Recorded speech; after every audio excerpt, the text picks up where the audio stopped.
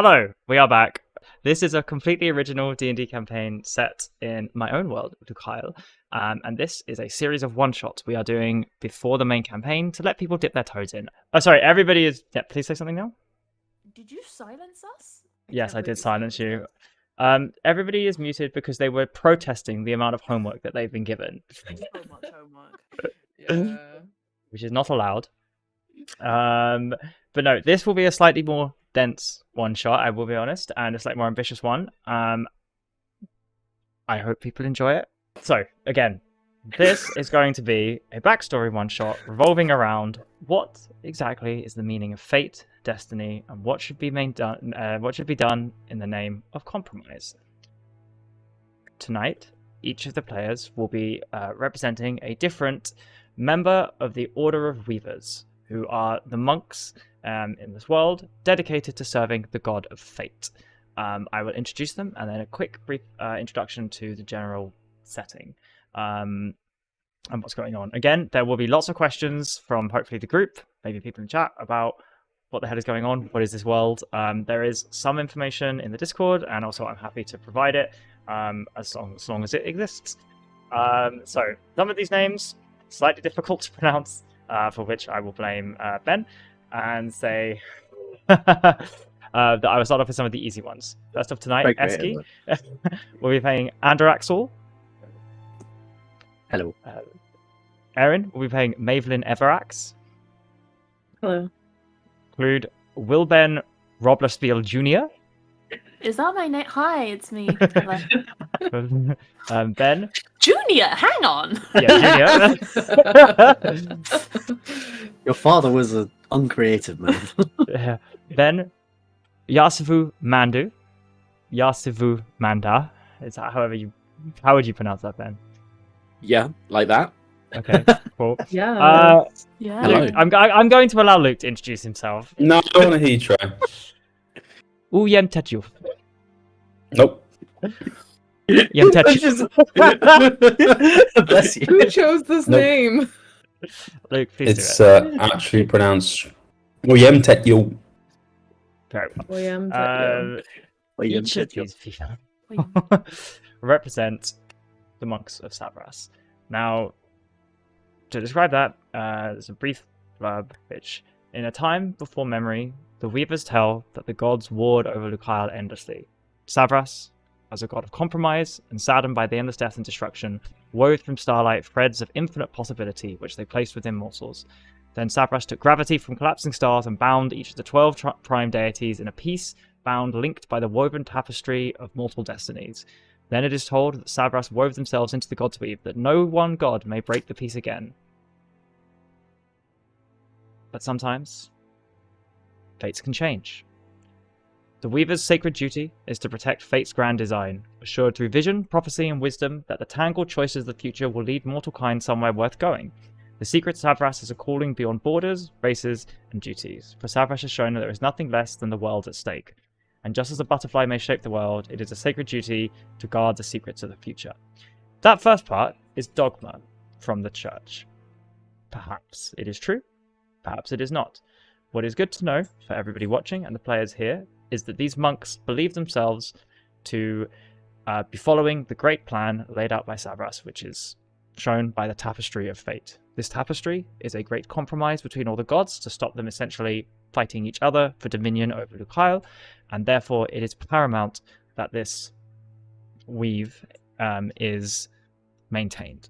This can be done through a whole host of measures. Many of the points and perspectives will be measured tonight. This can be through a gentle nudge, a slight twisting of fate, a horse not in its stable when it should be, a slight push leading someone to be late for a meeting, a knife in the back of somebody about to do something they shouldn't.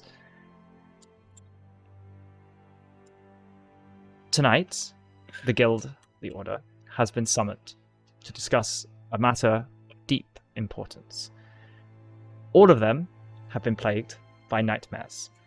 So the Council of 12, of which the players represent 5, has conjoined to discuss the most pressing matter, and perhaps the most significant matter the Order has ever faced.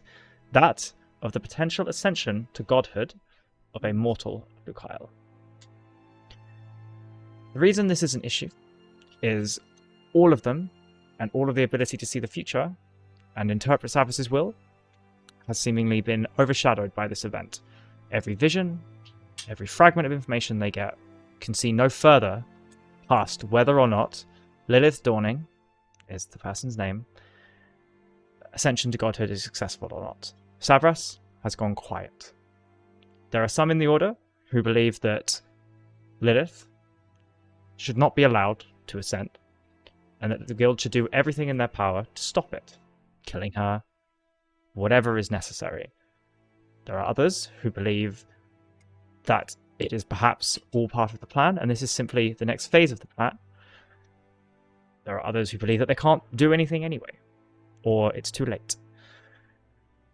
There are also perspectives that believe that aberrants were perhaps or were never truly a thing, and much of what the Guild has done, the Order has done, has been incorrect, and this is their chance to show that. Lilith Dawning does not represent something that is against the Weave, but somebody or something so powerful enough that of course it shapes and changes the fate and destiny of others. Before we go in, that was obviously a big spiel.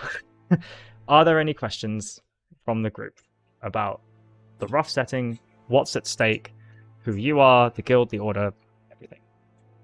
I keep calling it the Guild, it's the Order, apologies. You now will see why we had so much homework to prep for this one shot. 4 pages of homework. I quite liked it. Thanks, Nerd. Esther. Thank you. No, All right, take so an I'm inspiration going point.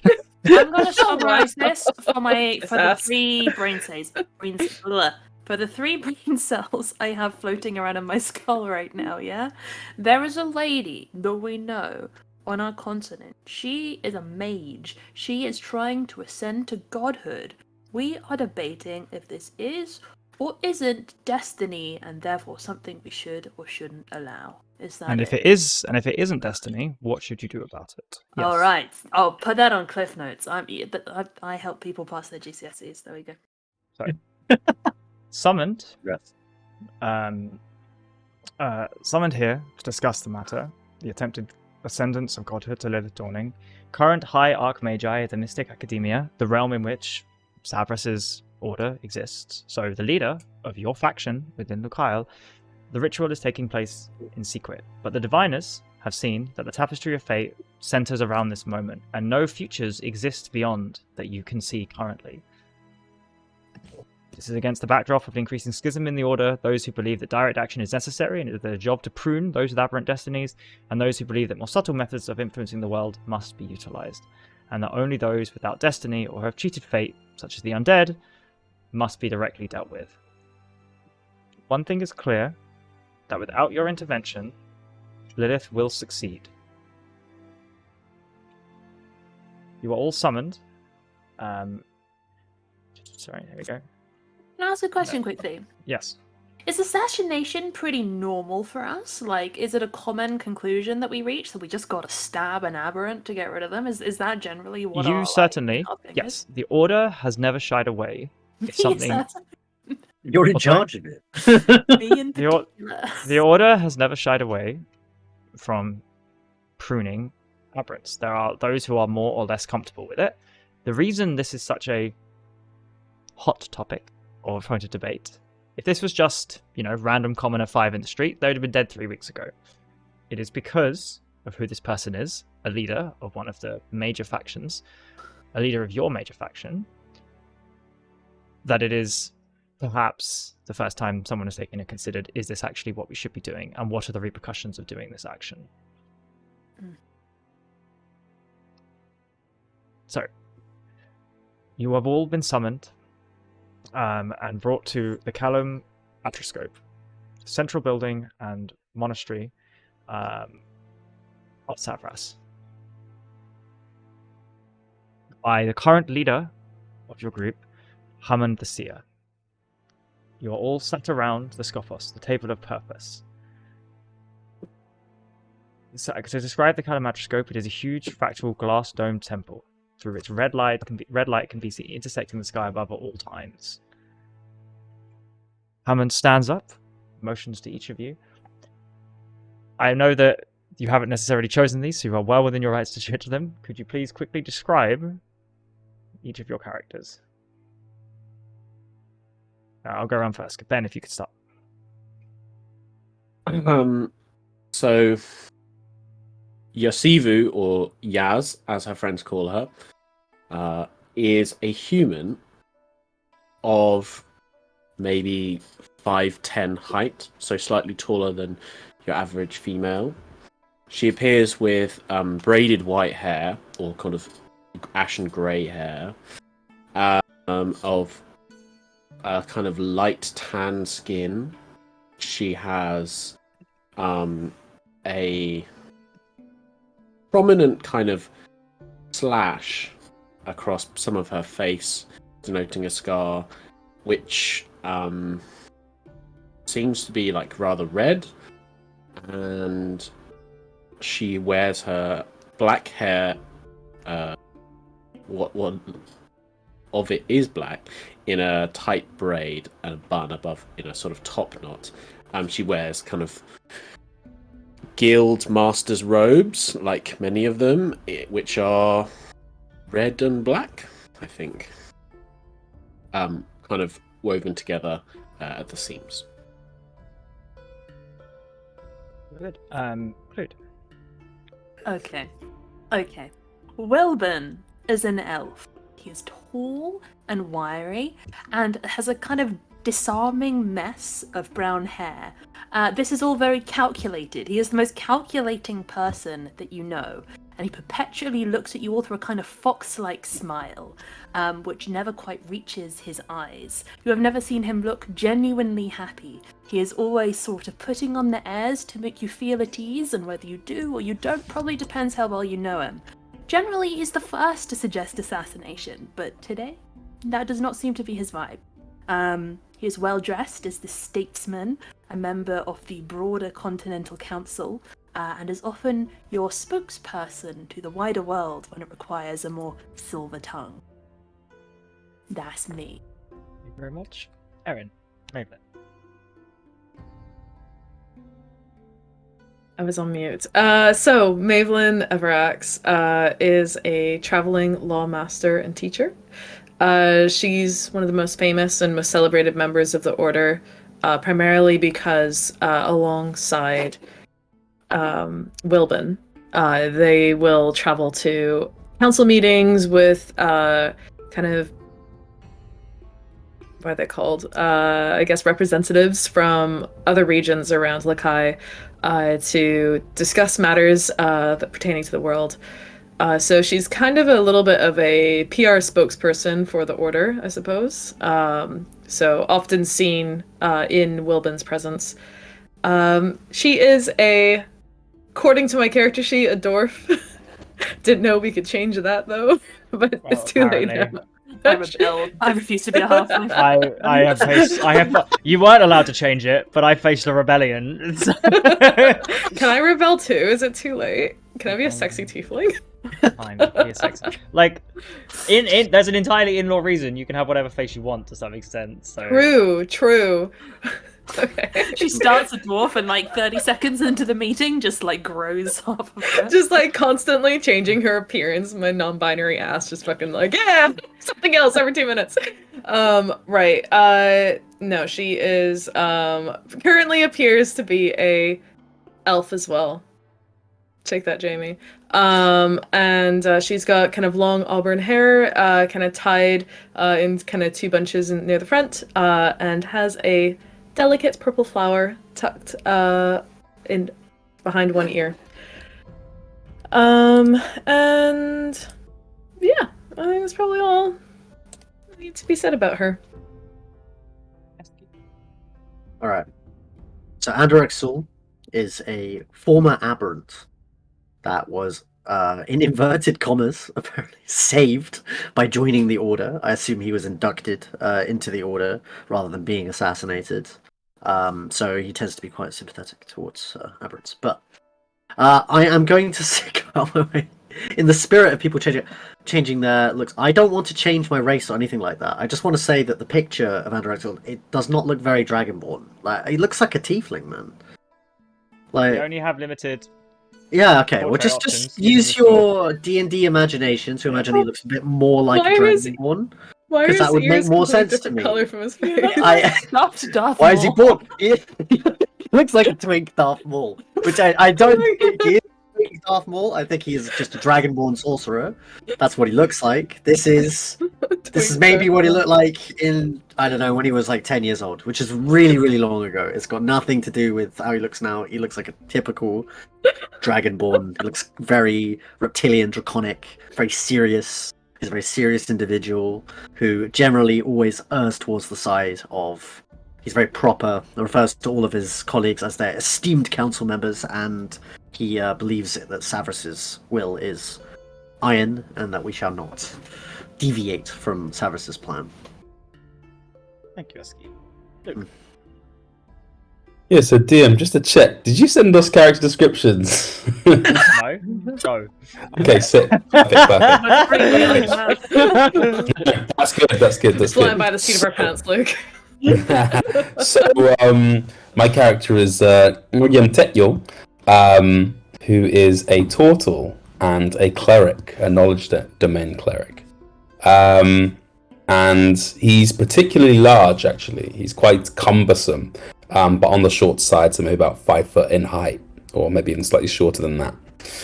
He's clearly very old. And he has these kind of long eyebrows and this sort of wispy facial hair as well. But it's not really facial hair. It appears maybe to be made of algae or moss. Maybe something that's slightly live, that moves ever so slightly by itself. Can't tell if it's a slight breeze. He has a completely singular facial expression. You've never ever seen that change. Maybe you'll see slight twitches of these eyebrows in a moment of concern or consideration.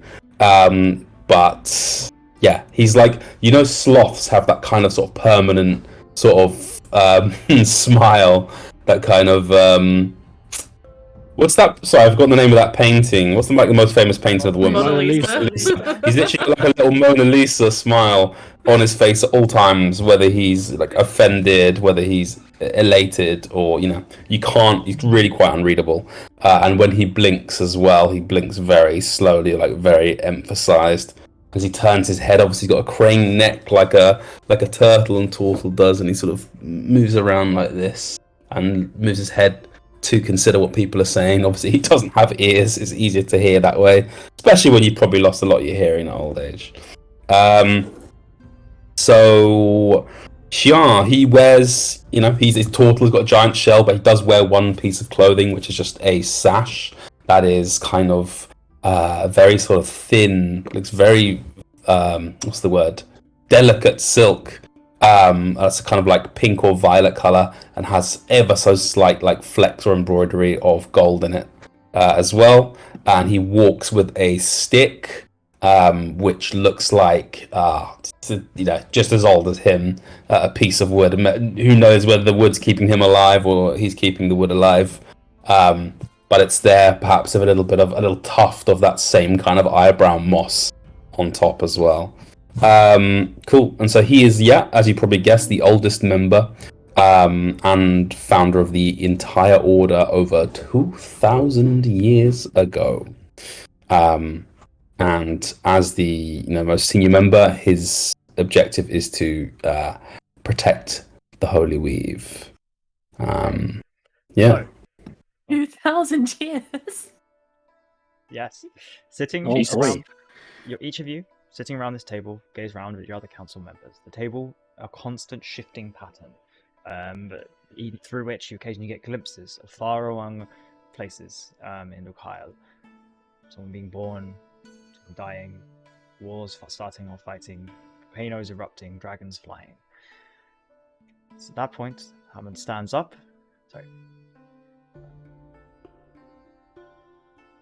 At that point, Hammond, the seer, stands up.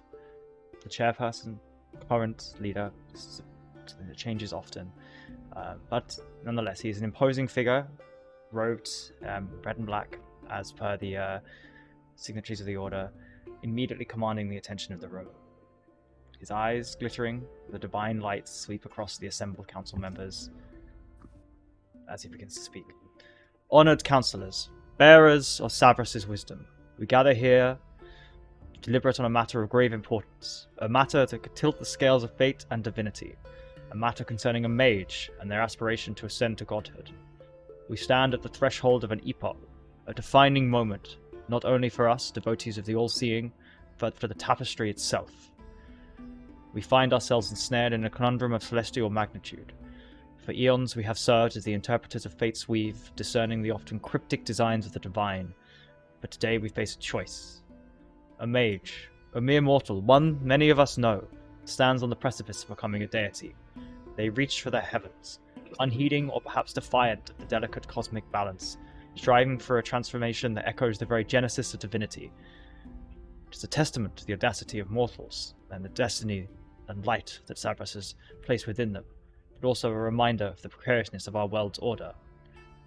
Our debate today is not just about the life of the mage, but the soul of our faith and the future of the divine realms. Should we take up the blade of intervention, slicing through the threads of destiny to preserve the status quo? Or do we entrust ourselves to the labyrinth of fate, walking its winding path, presuming the mighty Savras has not abandoned us, and is merely planning the next course? As we embark on this discourse, remember we are but instruments of his divine orchestra. We must seek harmony, not discord. Wisdom, not impulsiveness. Prudence, not recklessness. It is our duty to consider the implications of our decision for ourselves, for our faith, and for the realms that hang in the balance. I know none of you will take this lightly. So let us begin. Yes, you have petitioned this council to be formed long before we even began. I would hear first your thoughts. He sits down, allowing you to take the floor. So, Yaz stands up, and you see she carries no papers or notes in front of her, no weapons, just stands up and clasps her hand in front of her, and speaks in a soft tone, which is nonetheless audible to the group. Esteemed members, thank you. I am so grateful for the time of these masters, you, us. I have petitioned Master Hammond for some time for a meeting of the entire council, for the various conversations that I have had with each of the adept seers, diviners, and chosen of our Lord Savras have only fed the fears that now clutch at my heart. I know from also many of you that these dreams that are plagued by us, this is not the first night, and for me they have disturbed my sleep for many days, many weeks, and beyond. And now, our esteemed Master Koyem Tetyo has said that their sight is no longer able to divine the weave beyond what is to take place in 3 days. This, among everything, gives me greatest pause that an immortal event would be able to do this.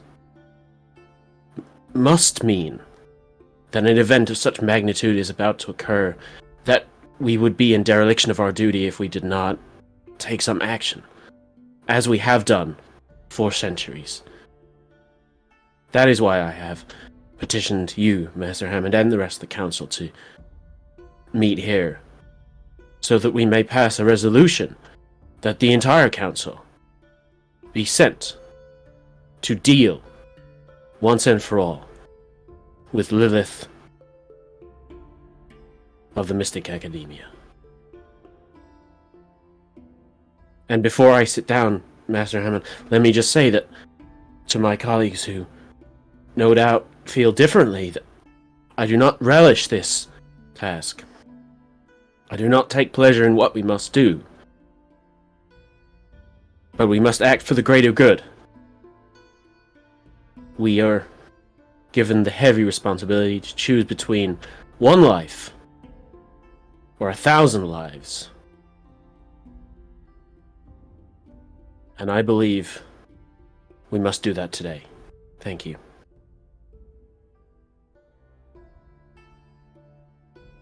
Thank you, Yasuvu. Esteemed friend, at this point, but motions to Kuyem tell you I'm never going to get correct. You have been mentioned. Perhaps you would share your perspective. What do you see? So Grandmaster, he's still looking, actually. He's still looking at Yasuvu, having just spoken, and doesn't notice you're addressing him. You know from knowledge, it's probably the mispronunciation. He just, even if you're close, like, he just won't pick it up. Esteemed founder. Yes. Please, your perspective would be of utmost value.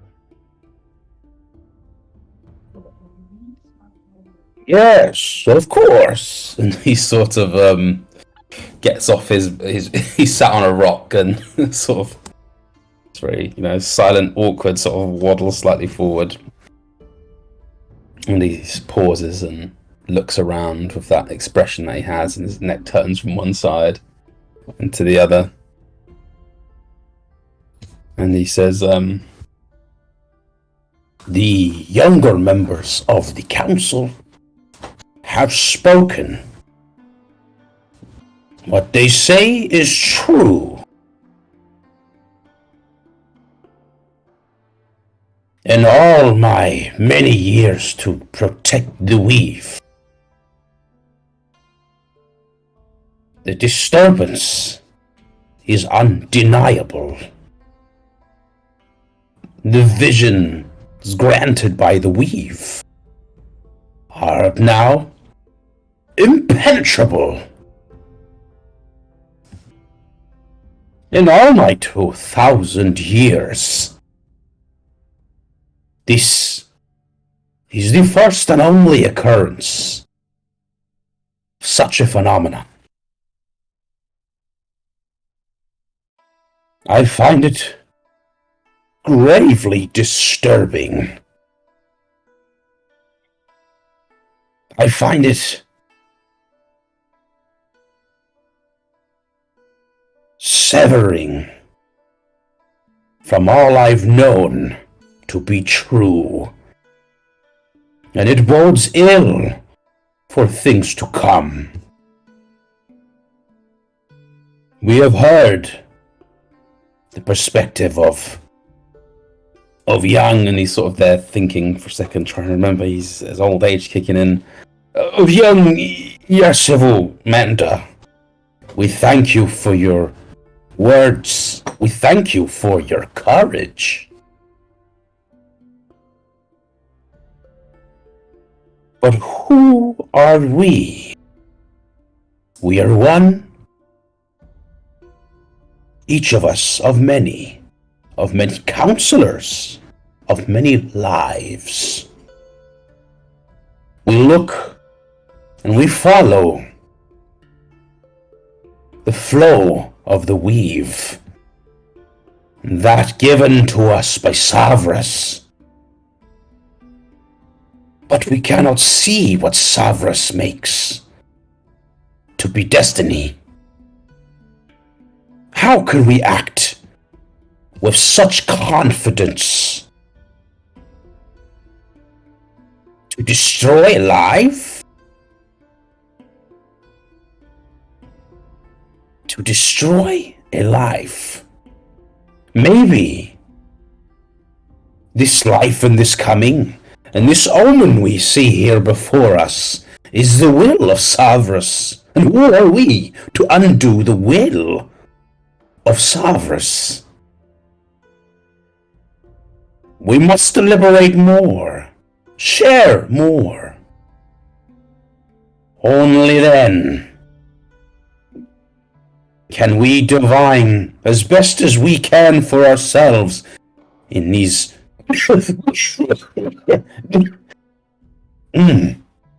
in these dark times.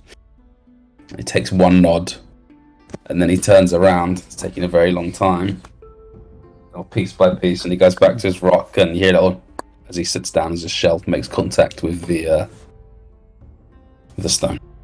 Yaz stands up and kind of immediately almost interrupts you. So, forgive my interruption, Master Hammer, but I must speak on a point that Master Koyama's raised, and it is this: that surely the Great Seer Savras would never intend to allow an event which could render sunder the weave. There are 12 prime deities. We know this to be true. There is untold sorrow that would await Lakai with the addition of a 13th. Would there be a new weave? Or would we once again be plunged into chaos? You hear Andraxel kind of grumbling in the corner, on his second. Andrax, please, speak your mind. I will wait. I would hear from the two members who have spent more time outside of these halls than any of us. Mavelyn, Wilben. He looks at Mavelyn and waves his hand as though he often gives you the chance to speak first as a gentleman, and your partner of many years. He knows that sometimes you need to be given the space to do so. Thank you, esteemed council members. I hear your concerns, and I respect them. However, this individual is not an aberrant, as far as we can tell. She is simply an individual exercising her free right, her to do as she can. She has the power to create ripples to shape her own destiny. And if that destiny happens to coincide with a time that the weave is coming to its natural end, why would we choose to play deity ourselves by snipping her life short? It is not our way, and it is not our duty to be doing so. She has not cheated fate or destiny, for there is no destiny past this point in the weave to show where it should have gone. Perhaps this is Savras's will to end the weave here so we may start anew. You just hear, here, from the corner. Andraxel, Wilben, I would implore you to hear your thoughts on the matter. Well spoken, my love. I personally cannot help but feel the need to point out that this is Lil, a friend of ours, a woman who we cannot in good faith even be sure is an aberrant. But more important than our friend, she is a world leader. And councillors, I understand the concern, the fear, I really do. And he looks kind of patronizingly, perhaps, at Yas as he talks about the aforementioned fear. I understand well that we stand at the crossroads of destiny as its guardians, but to me the paths forward from this junction do not feel particularly well signposted. And you know me, I am oft quick to see stray threads snipped from our tapestry should the need arise, only in this case, you may be surprised to hear my judgment lies on the side of keeping our blades sheathed. May and I fight constant wars of words in influencing the world to see it through our eyes, to fall on our side, to look kindly on our order. And let it be known that that is no mean feat when we kill as many as we have to in the name of protecting the weave. And it is significantly easier to smooth over the distaste that assassinations leave in the mouths of the many when it is bakers and handmaidens we are killing, not beloved politicians. Honestly, Council, if we kill her, we condemn ourselves. And the world needs us, and I will not risk our future ability to protect the threads of destiny because we are scared.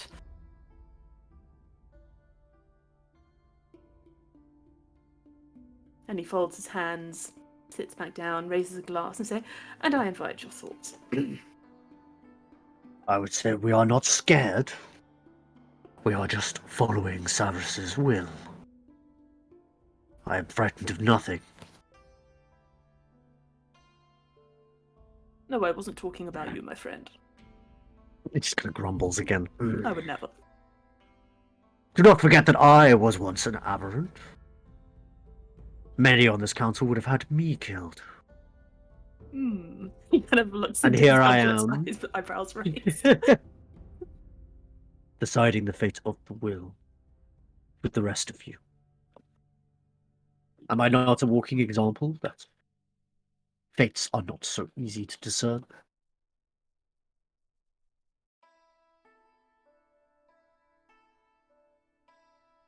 I It's think kind of that cocks my brow. Androxel raises a very fine point. This Lilith, she may have a destiny ahead of her that Severus has ordained, that he's chosen not to share with us. If it was his will to remove her, I think this would not be up for debate. It would be much more clear-cut. Forgive my pun. You're so funny. Stop. I won't. But Master Everax, well, am I not right in thinking that the destiny of the aforementioned Lilith would cease once they were to ascend? After all, in effect, this order taught me destiny only applies to mortals. So once this person were to ascend, they would lose any control that the gods we've had over them. And in doing so, they could shatter the concord that has kept the peace for 2,000 years or longer. Master Koyan, please, you must agree that the peace that existed was hard fought, as we're told. And yes, there will be ramifications from an action as so public as the sharing of an archmage. But that is within the remit of this council, is it not? For we are divine will. Or have I understood my previous tasks to be otherwise? And she puts a hand across her face and traces down the side of her face. At this point, Kayla, human, roughly looks to be in her 30s, kind of similar scars down her arms. Looks to be in her 30s, most of you know she probably isn't. Stands up. If I may, I'm confused by the objections. If anyone else were to cause this much damage to the weave, cause its end, cause the nightmares we're having, why does her position matter? That she's your friend matter?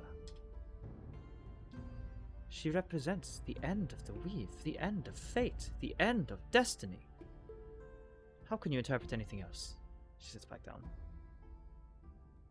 Esteemed council member, if I may, you highlight the damage that she can cause the weave by leaving her there, but I implore you to consider the damage that snipping her from the weave would cause now.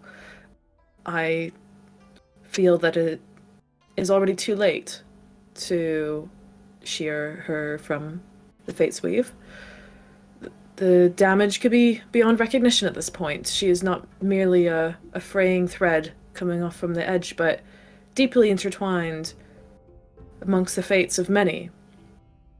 The weave may fully unravel at this point, should we choose to intervene, where it is not our will. She is a statesperson. If we assassinate a high-ranking member of global continental rulership, it's civil unrest. We're inviting war.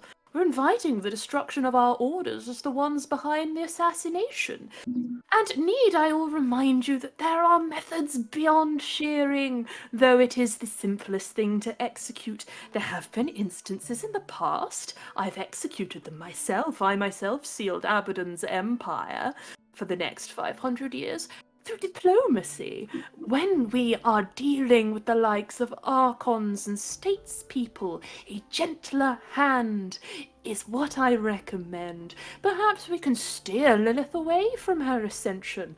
Apotheosis may be, I don't know, a phase. She might not want to do it next month.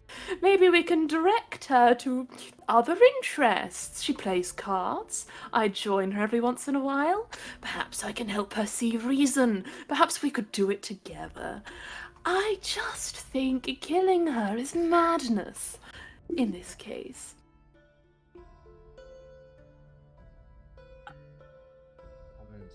Stands up.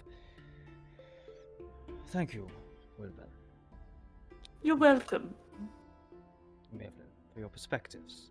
Yes. And Oxalt, you've given some, but I would have your thoughts.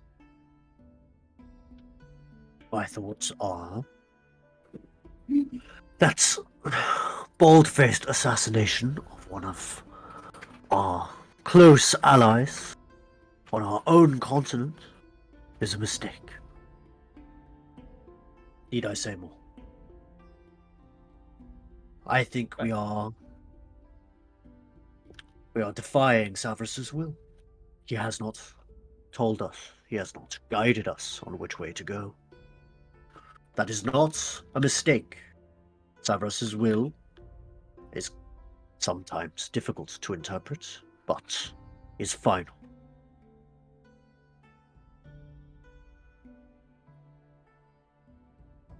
I cede the floor to my esteemed council members. You know, we call each other esteemed at least twice a minute. He kind of flashes a mild glare over, like the idea of breaking protocol is really offensive. What a good-mannered bunch we are. We allow Master- this. Sorry. Yes.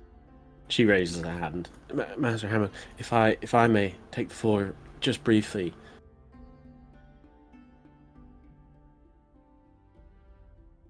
In response to the esteemed Master Roblasabel, I would merely posit the question that the political repercussions of an archmage of a country rising to godhood within the context of a hard fought, hard won, and a peace which has taken much diplomacy, as no doubt he will be aware, between the mystic academia and the ecclesiarchy. Oh, you're quite right. It will absolutely lead to war if we don't do anything. Yes, if she ascends to godhood, the ecclesiarchy will absolutely come for the mystic academia. That much is true. But it won't be a war that we have started, and we will survive to protect the weave as we always have. War or no, there have been wars in the past. We have survived. Our founder is testament to that. He has seen many, haven't you? Turns over to the elderly turtle, whose name I shall not even attempt.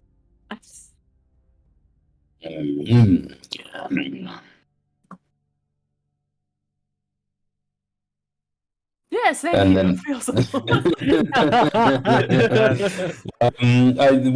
that point, he sort of fixes his position on his rock once more and goes, "First, I wish not to share an thought or an idea, but first, an emotion, a feeling. I feel disappointment. Disappointed in not the irreverence or the rashness among us, young or old, but disappointed in how divided we have become. Different always in outlook, in history, culture. But did we not once weave our own weave, one of harmony? The balance of unison and counterbalance.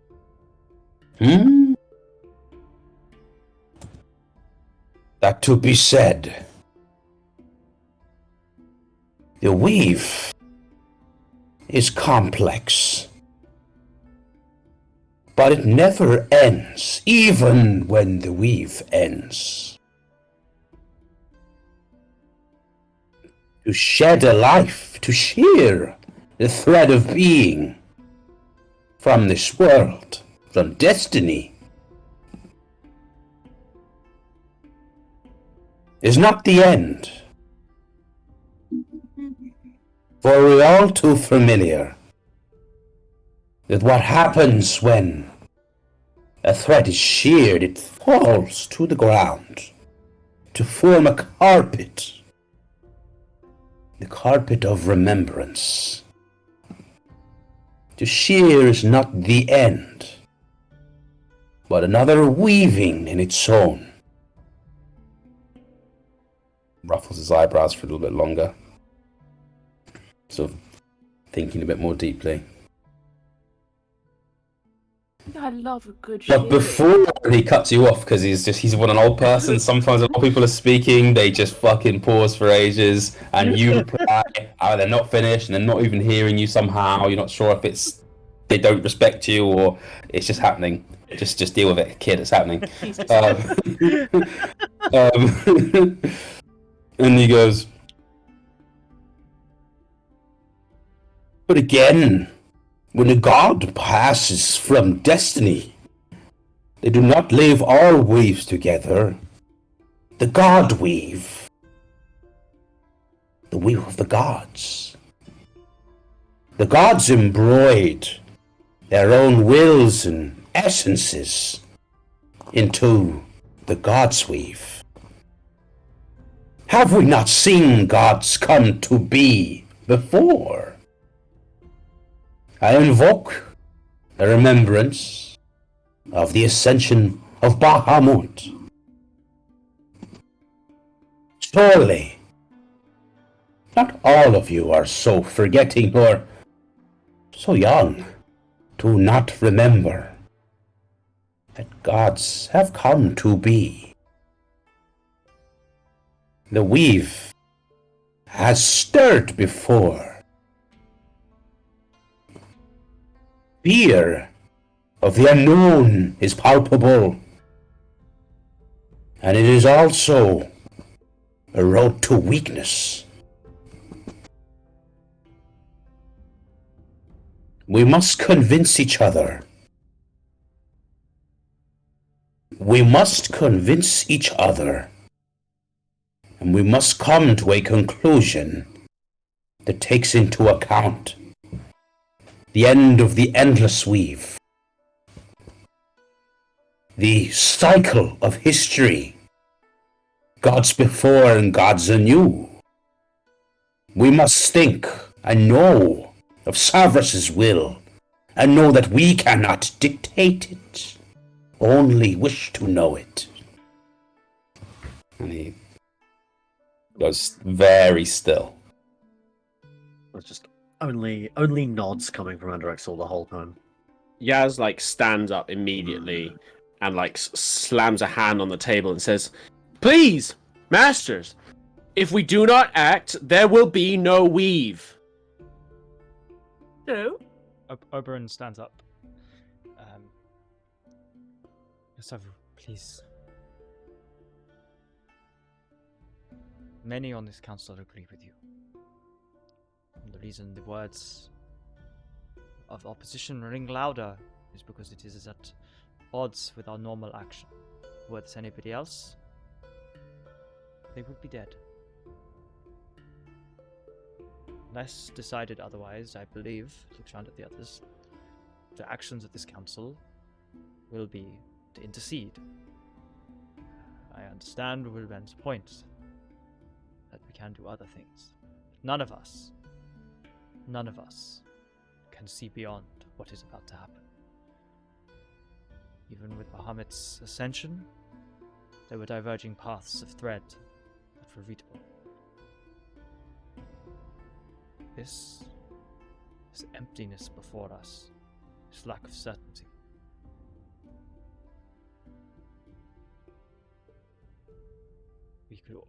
Who is to say we survive the war that comes?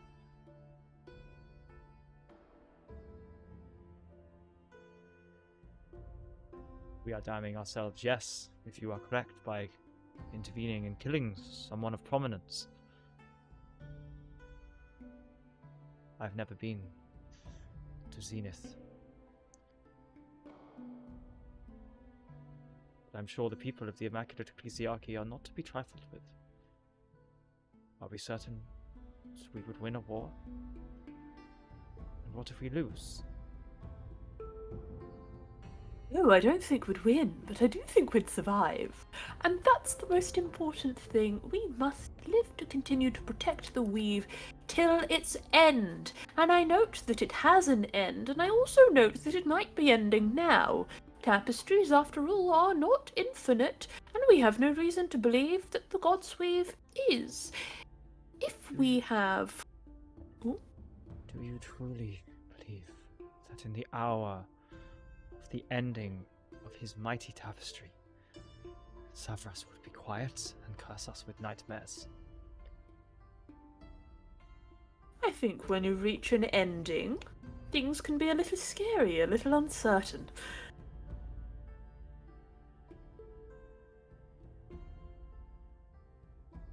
May I paint a metaphor for you to... I love your paintings. Oh, thank you, darling. Imagine this is a cosmic symphony with... Receiving my words. Word for word, Jamie. With each event that happens on this glorious tapestry, representing a note or a melody in this beautiful song of fate. Perhaps this mage's ascension to power is akin to a powerful crescendo. It will be intense and very disruptive, but it could bring harmony and balance in the long term. Savras is our conductor. It's essential for us to not disrupt his symphony, and, removing a critical part could ruin the entire song. Perhaps the weave not continuing is a sign of us deliberating over this individual's death. Or perhaps it is indeed intended to be ending now. This could be a moment for a celestial renewal. After all, as my beloved points out, tapestries do come to an end, so that you may begin a new one.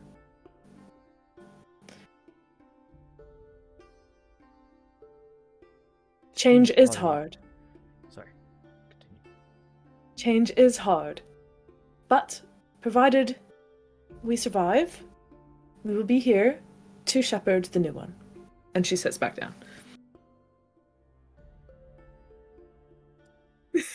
esteemed colleague, I It's appreciate There you go. the metaphor. And whilst allow me to build on it, do you believe that in this melody of fate, Savras is the conductor? But of course. Then what conductor would abandon his musicians the moment of the crescendo? Do you know, I think rather than a conductor, I personally see him as the author of the piece. He wrote it, and he's waiting in the wings of the theatre, listening to his overture played in surround sound. He doesn't feel the need to intervene because we have it on wrap. We will be fine. Indeed. We have no reason to believe she is an aberrant. We shall continue as always, and if our decision is to intervene, may I implore it is not with blades. And maybe we just sit back and enjoy the show. And he's just like, I think he's probably knitting. I think that's what he's doing.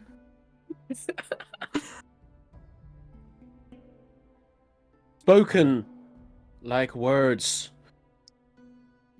of someone spent far too long in comfortable couches with the very person that we are discussing.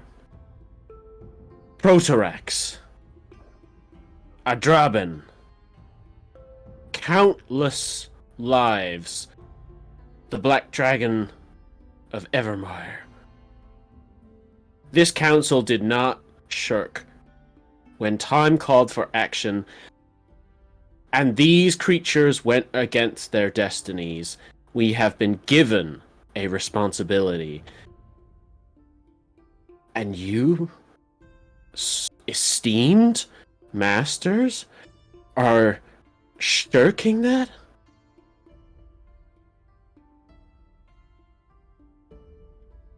Are We tried denying that? Venerated, maybe, or honourable, or... No. There is nothing venerated or honorable about these decisions. Watch your tongue, young one. Very impertinent, you know. Yes, no decision. Hammer just points out. No decision has been made. No, Counselor. And that's quite the point. That on the eve of our destruction, on the eve of the end of things, we have not made a decision. We have grown comfortable, soft, too quick to fall back on doing nothing. We have forgotten our responsibilities and the weight that comes with taking a life. I remember. And when you need my blade again, I will be at your disposal. And she gets up and walks out of the chamber. Oh dear. She's not in a good mood. Well, I'm afraid with Yarsivu leaving the room, we no longer have all of the required stakeholders to complete this conversation. So I implore you that we add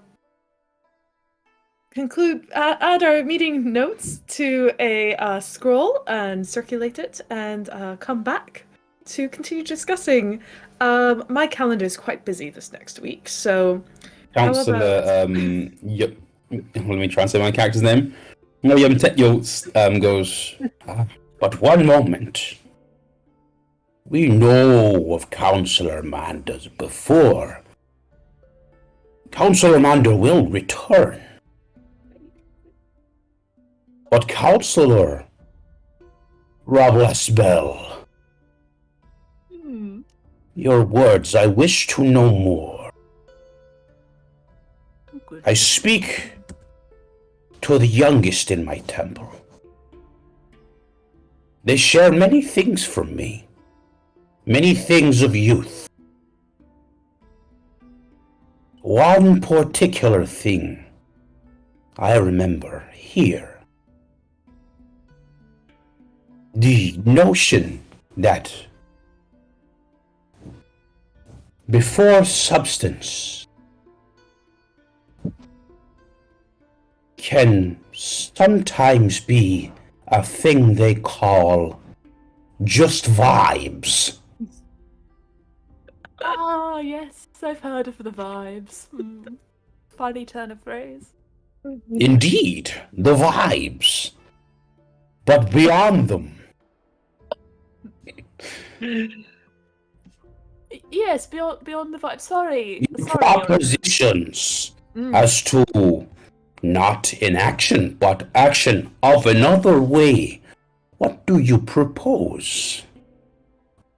Well, if the future, the eventuality we're seeking to avert is her ascension to godhood, then perhaps we could persuade her there are better things she could do with her time. Much like I did with Abaddon, perhaps we could show her, given we currently can't see it, a glimpse of the future of the weave, in which it ends, in which she herself brings about the end of all things. I imagine she won't want to do that, and could perhaps be persuaded otherwise. She's quite reasonable, you know, despite this whole ascension to godhood thing. I have many a good chat with her. Generally, we get on well. As you have just said, the vibes are quite good with her. So perhaps we could have her see another way forward. I could spin a false tale of the future weave. I could persuade her that we don't need to do this. Rituals No. are dangerous. No, in matters so grave, the need for lies is not a need at all. Really? We speak truth. We speak of the weave. We speak of things to come, things that have been, not things that are never. I just find it very hard to argue on the side of morality when our normal thing is killing people, but fine, we can not lie.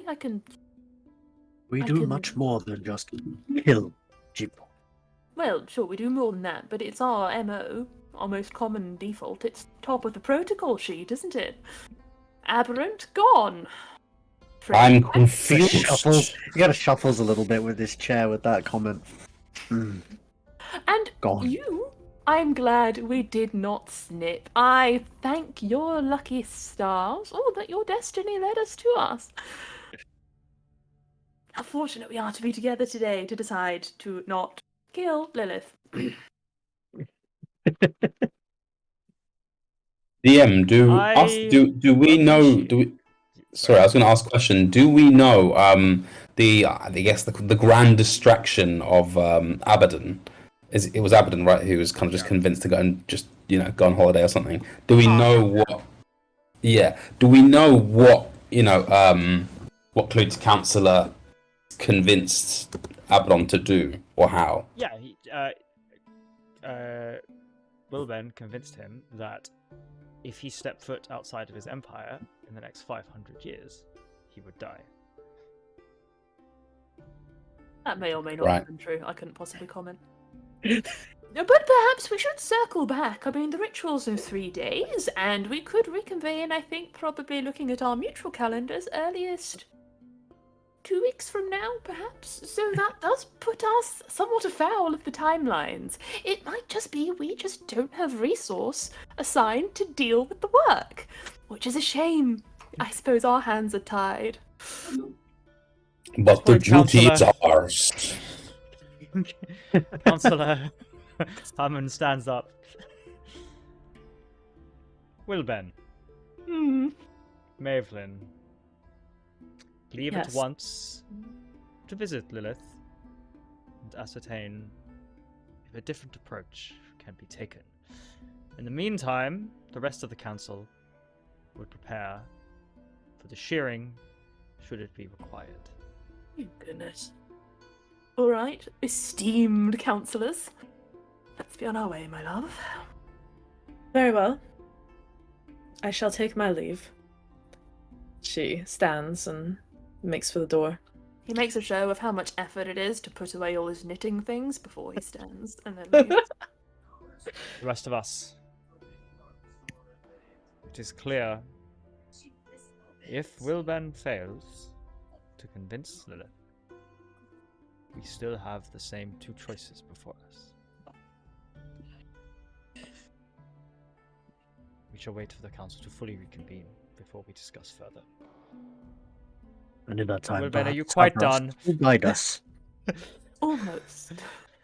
I'll be done before the 3 days are out, at least. And Axel. Yes. May I remind you all, and he stands one more time, of your duty. For over 1,000 years, this council has convened. Is that right, DM? Yep. Yes, it. Over 1,000 years, this council has convened. And in our hands lay service to Savras and responsibility to mortals of all realms. I remind you of that duty. And you also receive my unreserved thank you for joining in body, spirit, and mind.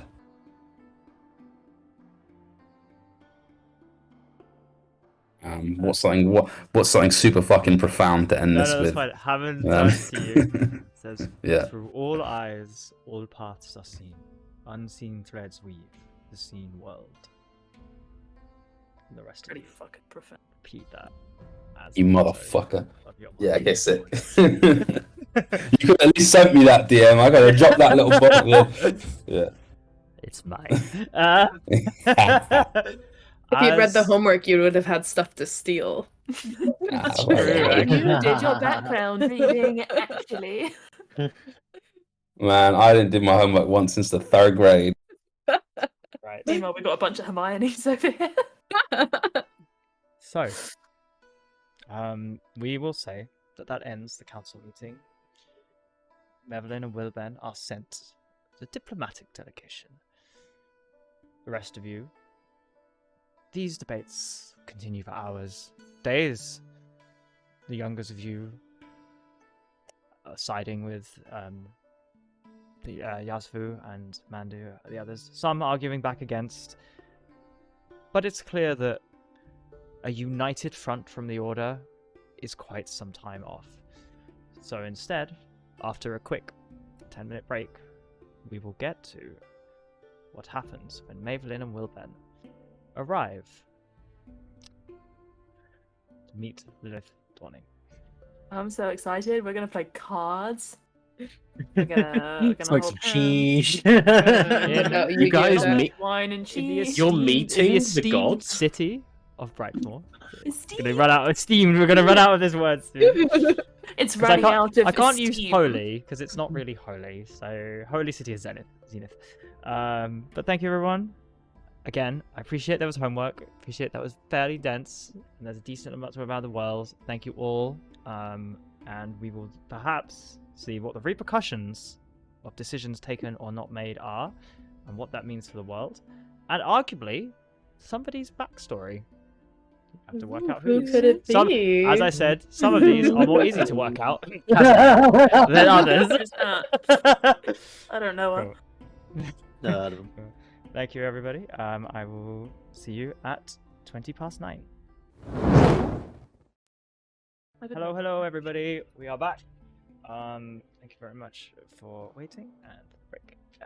We are currently missing a Mr. Eski, a Mr. and Axel. But to quickly recap what has happened, the group played various parts of the Order of Savras. Monks engaged in a debate about whether or not potentially aberrant Lilith Dawning should be killed or sheared, because their fate has so disrupted the weave that it is going to cause it to end. Or is this simply the will of Savras, and this is the natural end of the weave, and a new one will need to be spun into existence following the ascension of a new god? As I said, the group and the Order in general remains deeply divided on the issue.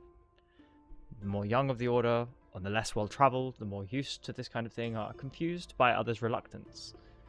Others see the potential repercussions and ripples this will cause, the ability for the Order to perform, and have faith that Savras would not have abandoned you in this time, and his lack of intervention is as loud as any whisper or vision that this is meant to happen. On that, Wilben and Mavelin, who apparently lovers, have travelled to Brightmoor to meet with Lilith Dawning to see and discuss what matters. I think everyone can hear me, yeah? It's fine. See, okay, it's just a couple of Not you, we're worried about. Well, I'm the most important. We've given him too Same. much control. That'd be wrest power from him. Jamie's the one trying to become a god, not Lilith. What do you mean trying? I am the DM. Oh my I am God. God. God complex. So, you have made your way to Brightmoor. You've made your way to the tower of Lilith Dawning. How many days do you think it took you? Did you rush in your task? Malin, with them. I think I finished my knitting pattern first. I think probably we had a debrief, maybe a glass or two of wine before we left. There's actually quite a few nice vineyards along the way, so we stopped at a couple of old favorites and enjoyed, you know, the ambiance and, you know, just in case this is the end of the world, we may as well, you know. Live it up. If this Live is it the up. end of all things, so may it be. But let's have a good time on the way out. Maybe we're at like, so we had 3 days to the ritual, right? Yeah. Wait, did you say no? How long do No. we have? You don't know. You can't see the weave. Oh, well, then that's fine. Oh, that's fine. Yeah, we take a few days. We arrive promptly when we mean to. Would one of you roll a survival check? No, just a d20. Just both of you roll d20s. Wait, let me. We just derail the entire one shot in this one moment. Yes, but what grape is it, dear? Well, if you want disadvantage because of the wine, you can very well have it. Wait, the wine is good. I'm not drunk yet. There's a wanna special use pink some variety dice. that only grows in the sakura trees of I'm gonna get Brightmoor that you have said. It's a 13, DM. 13. Well, that's an unlucky number, isn't it? God damn it, up. Plude! This fucking 13 again! There's no such thing as luck. Everything is fate. Everything is Yeah, that's true. ordained. Very Everything is true. ordained. Everything is ordained. Everything's ordained. You call yourself monks of Savras? Guys, come on. I'm getting some clicky clackies. Wait for me. You didn't have clicky clackies to begin? Well, I had digital clicky clackies, but I thought I may as well get some pointy resin Sharpie clicky clackies today. Look, guys, I am sure the weave will be fine. I'm sure Ooh. that in a few hundred years there'll be like 6 people going on an adventure together. Oh, 15. 16. It won't. It won't focus. Oh my god. I'm a makeup blogger now. Look, it's a 16. This is my Sephora blood red dye. Wait, was that a 19? No. I You think it was. arrive, and you can feel. Do you know that sense just before there's a thunderstorm? When it's been sunny all day, and there's that smell of gunpowder in the air. You arrive in Brightmoor, and people are on edge. Does it smell like gunpowder before it rains? In Yeah, your you've been outside. experience, There's that Jamie? slightly odd spell just before it's It the sun. feels muggy, but I wouldn't describe it as like incendiary. This is new Lakai This is lore. Lakai. This is Lakai. Am I right? Am I unique in this? I really like the period just before it's about to be a thunderstorm after it's been sunny all day because it feels as if there's like tangible energy and like a weird gunpowdery smell in the air. Maybe I'm just crazy. Maybe I am just crazy. Maybe you were guys. I want to know what in a books you've been past reading life. because, like, that's evocative. Thank you. Jamie's just dreaming of explosions and Exploding revolution. rain. My character comes from a rainy region, so he probably smells like gunpowder. Just somebody in chat support me, please. Thank you.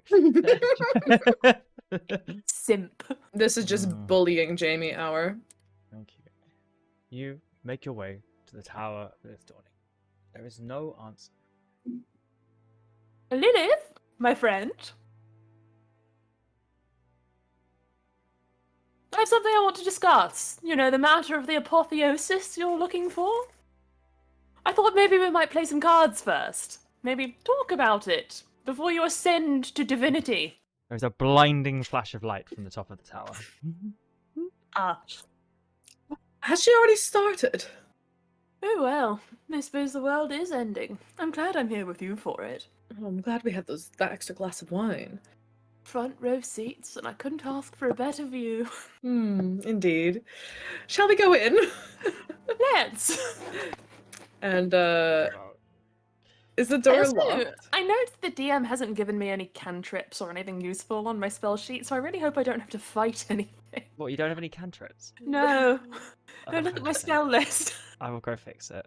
So Oh, I don't you have any can add cantrips either. cantrips yourself. Just Okay, can I just... Okay, I have Unseen Servant, maybe. I'm gonna spells.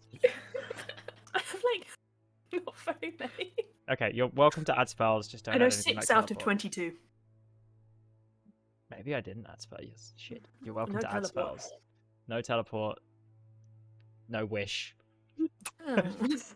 Okay. You make your way up this long spiral staircase, which you've been before, past the many wine rooms and card playing rooms before. The servants, many of whom have served you before, some you recognise, and guests who presumably were here. The first room you come to, everybody inside it is laying face down on the floor. Well, perhaps they've had a little bit too much of, wine? I remember waking up in a similar position last time I stayed here. Mm-hmm. Purely Hmm. platonic, don't worry, but... Oh, don't worry, dear, I remember. And she gives you kind of like a look that's like, she remembers too much from that night. Oh. I'm glad we don't have time to talk about this later. Yes. Do you How approach fortunate them that the and world move was any of them ending. over? Or do you keep going and ignore the people on the ground? I might check that they're dead or not. Yeah, are they bleeding? You flick Are them they over, sleeping? What and we you see saying? that they have clawed their own eyes out before dying. Hmm. Okay. Stop joking around. It's very inappropriate. She kind of slaps your arm. These people are dead. So? Yeah, Listen, anyway. they were let's- supposed to die. It's hard for me to feel bad about the end of a life when it's ordained. It's Severus's will. I can't imagine it was pleasant for them to claw their own eyes out, but it was in the greater plan, so That's good on true. them. I mean, we are literally professional assassins, so... Shall we carry on and try to find Lilith? Perhaps she's upstairs. Let's, though I don't think cards are on the table, I must admit. You may be able to still convince her. I may. Was this if I the can vibe figure that out- you were expecting, Jamie? As you make your way up the stairs, it is as if the air around you grows thick. Stairs before you stretch long and on, and reality begins to warp. Could you roll Constitution saving throws for me? Yeah, could I cast See Invisibility, please, as well? Yes. Ooh. Can I cast, Wait. What does this do? It's a 5. I'm going to 5. You cast... suffer a point of exhaustion. Okay. Well, I don't know that, so I've already stated my intent. I'm gonna finish what I was gonna say. I'm gonna cast Protection from Good and Evil, and I'm going to tap my beloved's back as I do so. Thank you. Don't you get a plus? Because 5 plus 4, whatever. You do get a plus because you're standing near to your beloved. Can I have yeah. a Constitution saving throw from Madeline, please? Yeah.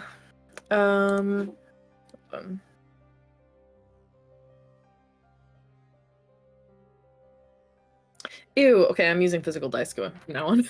I rolled a 9. I have a +6 to con. You also suffer a point of exhaustion as just the sweat, the energy to push through whatever is turning the air around you to treacle begins to get to you as you get closer and closer to what you know is the top of the tower. Gosh, these stairs are longer than I remember. Here, my dear, and I cast Intellect Fortress on the pair of us at 4th level. So we have advantage on Wisdom, Intelligence, and Charisma saving throws. The stones around you of this tower begin to pulse with arcane energy the closer you get. As you see the kind of stars begin above you, who pops their head up first to see what's occurring on the top of the tower? I think we do it at the same time, no? So in Do it at the sync same and in time. love. Very well. Your eyes immediately take to the sky, where there is a swirling vortex, not only of energy, but you see the stars begin to turn around above you. Otherworldly runes fade in and out of existence as the mere air begins to quiver with anticipation. Wow, I can't believe you just did that. My heart quivers with anticipation, Jamie. Emmett Selk himself could do no better. Triggered. Your eyes immediately fixate on the center of an arcane circle. Lilith, bowed there, hands clutched on her chest, surrounded by figures all on the floor. These ones not having their eyes clawed out, but you can see that their very skin has turned grey as the last vestige of whatever energy remained in their souls trickles out their mouth, pure golden energy towards Lilith and spirals through the air. Are the vibes, DM, that she has? Oh, not good. I mean, like No. right now, she hasn't noticed you. She seems entirely consumed by what she's doing. But are the vibes those of divinity? Do we feel like we're in the presence of a god? Might this be like when I cast Commune and speak directly to Severus? Because that is on my spell list. She exists in front of you. There is no divinity as of yet. So she's midway through, maybe?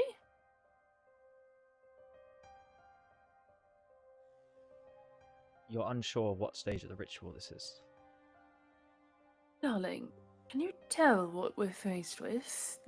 Are we looking at a celestial yet? Um, Paladins let can do that, me- right? Can I do that? Can I know that? give me a moment, so I'll try to check. And I would like to try to see what Delio is. The Delio, yes. The Delio, that's the professional way of saying it. What do you want me to roll, Jamie? Arcana. Ooh.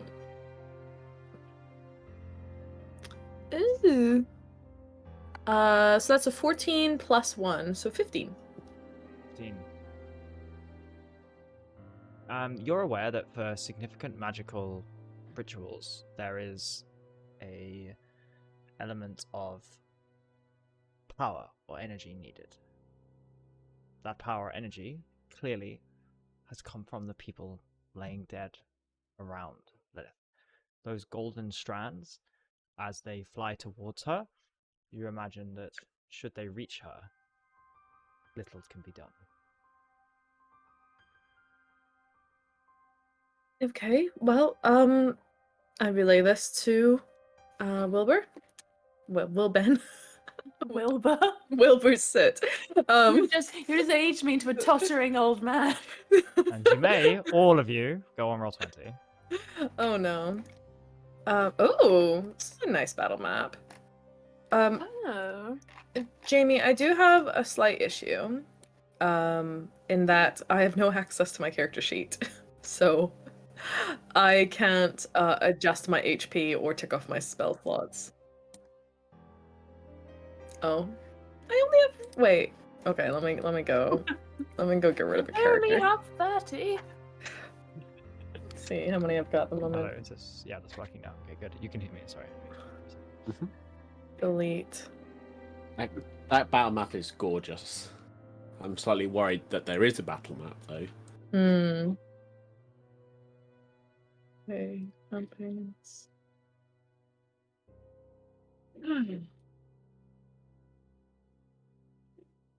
All right. I will say this for a bit of meta knowledge.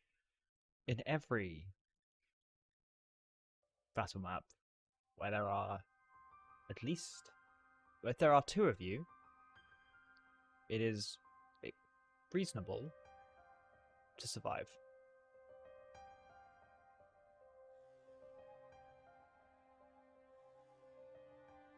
It's reasonable for us to survive if there's two of us? I would say it is reasonable to survive.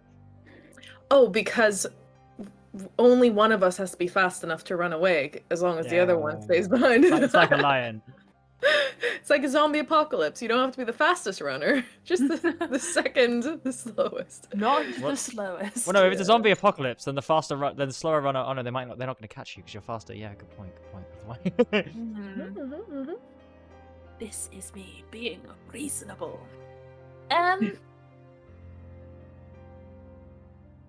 Well, the thing is, Jamie, you've sent two people who have no intention of stopping this ritual to this ritual.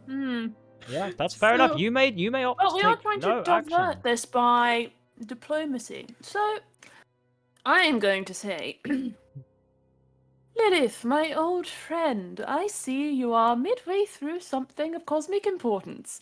Might I ask we take a pause and perhaps you might explain what's going on? I'm going to need you to roll persuasion. And you are going to roll at disadvantage because you are A, exhausted, and B, you'd roll at disadvantage anyway at this point. Lilith, that ascension to godhood, stop it! Oh my, if you don't possibly mind. I feel like she should Um, have advantage because of prior relations with Lilith. With Smiley face. disadvantage, that's still a 29. Yo. I have a Pop plus it off. 16 here. What on earth Like did you that. roll? I rolled a 13 and an 18. Bombs. Maybelline, what do you do?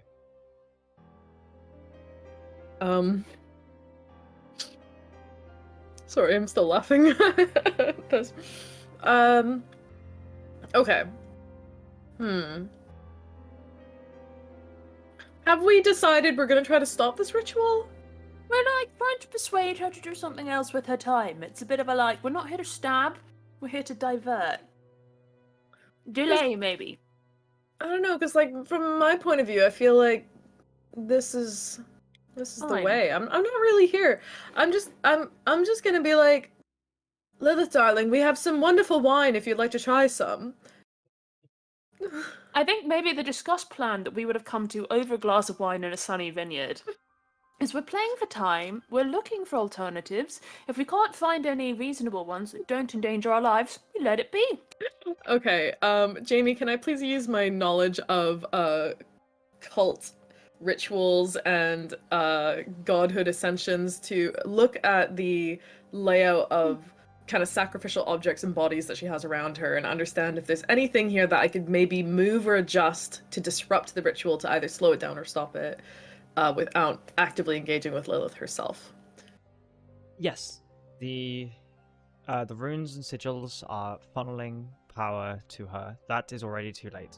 As I said, the golden strands from the bodies of some kind of energy, pure, divine energy that exists in every being in Lucail, fragments of the divine, are flying towards her to overload her with godly power. Those fragments are in the air. Cool. Would I know how to stop or delay them? You have only ever read about this concept. You have never seen them in person. I'm going to say that on top of it, no. But I think Hmm. resurrecting one would do the trick.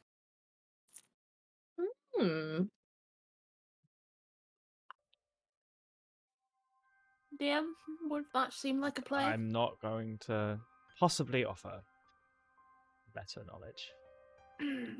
Okay. Yeah. That feels like a smart thing. Should we try? He kind of turns to. Wait, how does she respond first of all? Let's see. Yeah, does she want her wine? Yeah, is she chill? He seems beyond contact. Oh dear. She's perhaps already had too much. I wonder what she sees, though. Do you think she sees the weave? Does she exist beyond it? What must it be like? I suppose it's not for us to wonder. I mean, we could find out. And she kind of looks at you. What do you mean? Commune with her, perhaps? Maybe I could modify memory and just try and see what she's seeing at the moment. Detect thoughts. I could detect thoughts. The See Well- what terror around light you is. begins to rumble. Oh dear.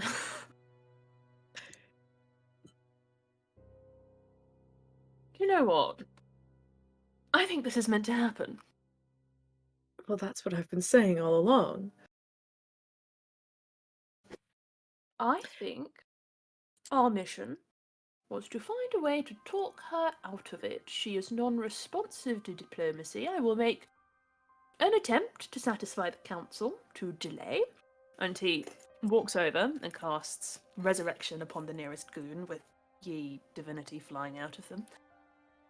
And to perhaps Good. pay for time. The bit of divine energy flying from them flies immediately back into them, and they wake up and kind of grip your arm. Ah, hello, what's happening? What's going on? Just like completely unaware that they're like it's just thing. Just look blazingly up at you and are like, where am I? What's she doing? Is this a divinity play? Who are you? Who's she? Where the hell am I? What happened? I'm They are- Wilburn Rabasabel Jr. of the Monks of Savras. At this point, Lilith stands bolt upright. Eyes immediately switching to both of you. You see that her eyes, once purple, now bear stars, reflecting the cosmic maelstrom above. Around her, the air begins to shimmer with magic. Okay. I think we run. I think it's My too late. dear friends, my first supplicants. Bow.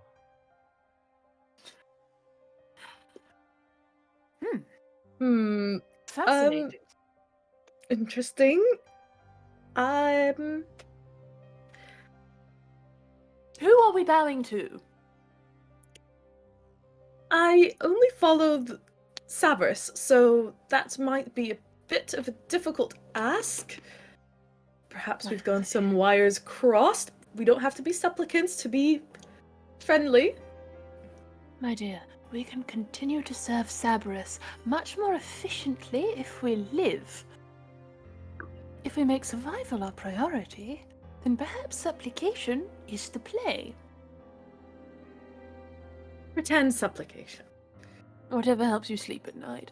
Who are we bowing to, oh glorious Lilith Dawning? Though I know this to be your name, I do not know this to be your nature. What manner of being am I addressing? Oh, well then. Insightful as always. Thank you. I have yet to truly claim my domain. What shall it be? Perhaps once I'm fully complete, I shall just know.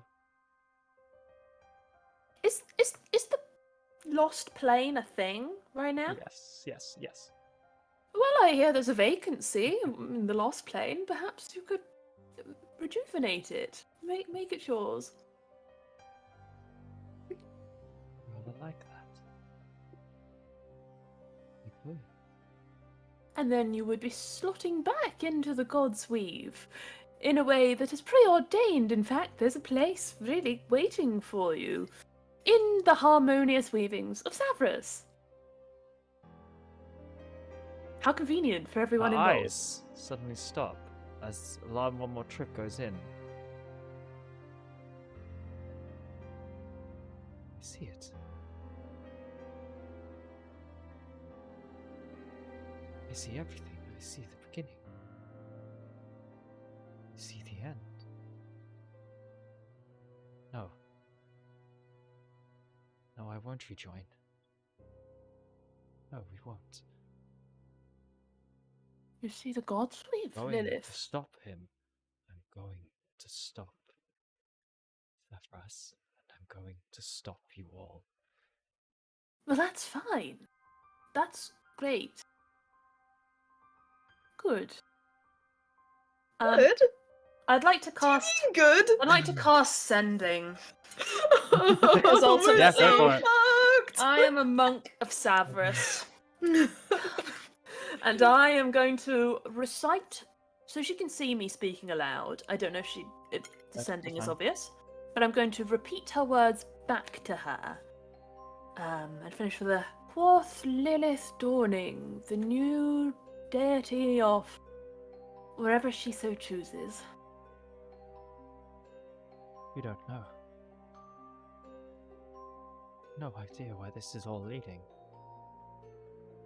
Do you? No, I don't. Why don't you enlighten us, oh brave deity of ours? This is the end, correct? This is the end Bow. of Godsweave. Bow. Renounce him. Now. Yes, Do it. milady, and she curtsies. Yes, Lilith, as ever I have been your Is this friend. a so I shall deception or a continue. persuasion roll from both of you, and you can both make it now? I'm trying to figure this one out.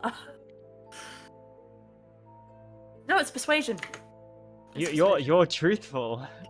I've been thinking throughout this one shot that I think I have too much personality for a changeling in service to Savras, and I think I crave individuality. Wow. Okay. I am rolling deception because I am not quite ready to leave the order I think yet. I seek Both of you should be rolling at recognition. disadvantage, FYI, because you're. Oh each- Jesus! That's a 12 and a 10, so that's Ooh. a total 26. Okay, I rolled a 14 and a 15, which means my total is 17. Okay. And what's your total? 26. 96. Okay. I will say that I will discuss exactly what happens with your two characters, with both of you, separately. But Oh, for now, God. the rest of you, that fades to black. She does not immediately kill you. And whether or not you are recurring characters in the future will be perhaps up to some things that we discuss. And to not get too meta, revealing exactly what she knows. She may not do that to you either, but we will certainly talk about what happens.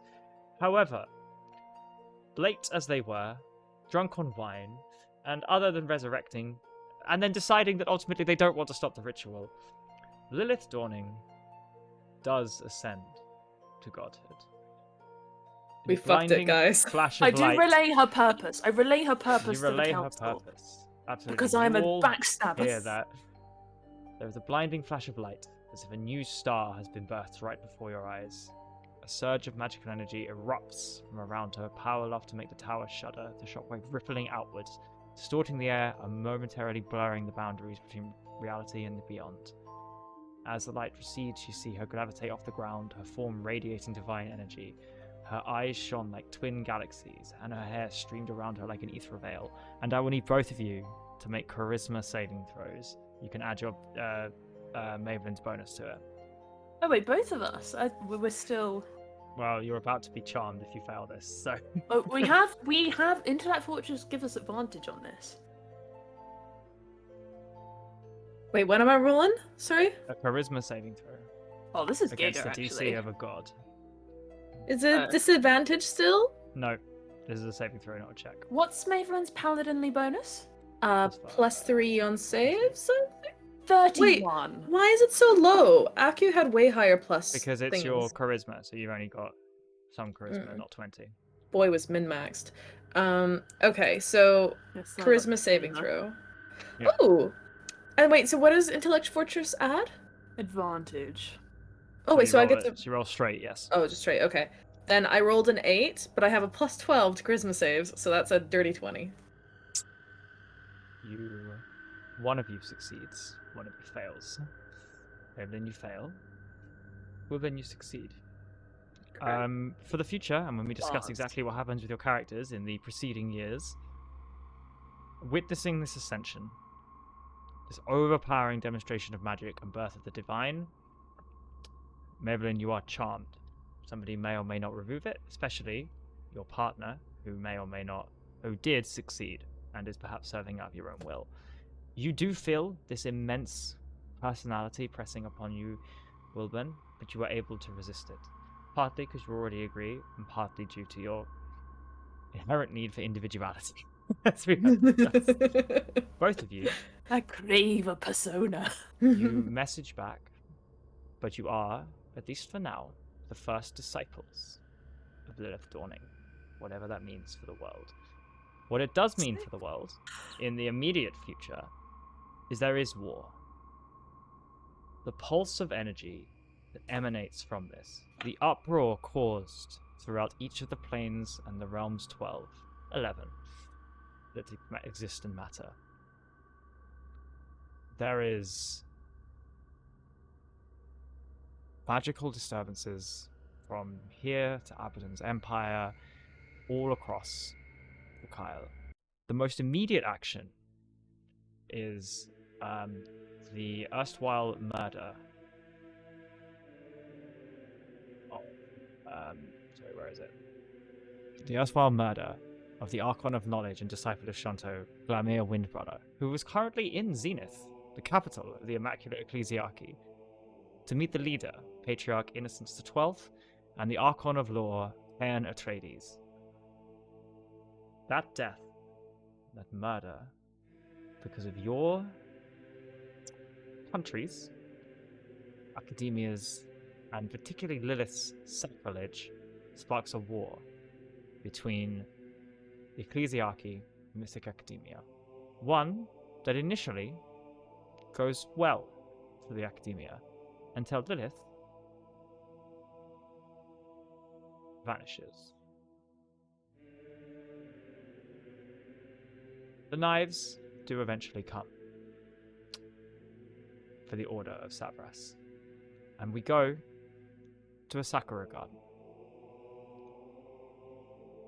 where an old Torval is wandering amongst his garden, unsure of what has happened to his order and the world. Luke, could I have a perception check? You can indeed. Let me just do one thing here. Followed by that, followed by this. Lovely. Let's get that perception check out. Alright, what's it saying? What's my perception even saying? It's not amazing for a level 20 character. That's a 14. It's a 14. You are caught unawares, mind adrift in your own, as your assailants, 2 Grandmaster Assassins, fire from above the rooftops. You are on roll 20, are you? And could I have an initiative check beyond that? Yep, sure.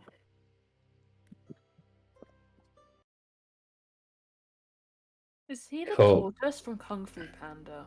Basically, yes. Yeah, it's Master Oh. Oogway. Oh. Surprisingly, with me a monk. Cool. Sorry. Roll 20. No, I don't even have it open.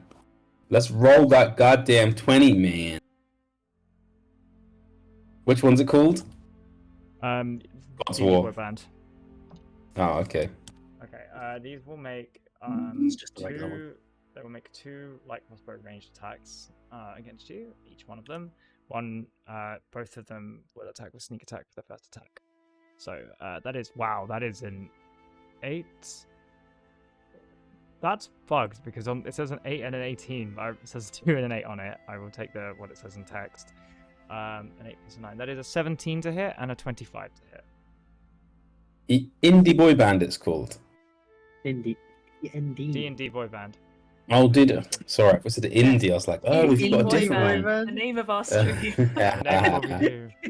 I just thought you guys had created a second one. Like, oh yeah, it's a little independent one. Spin-off channel, Indie Boyband.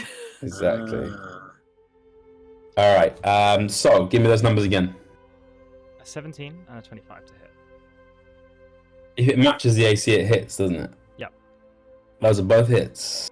Okay, you take 23 points of piercing damage from the attack, and then the sneak attack.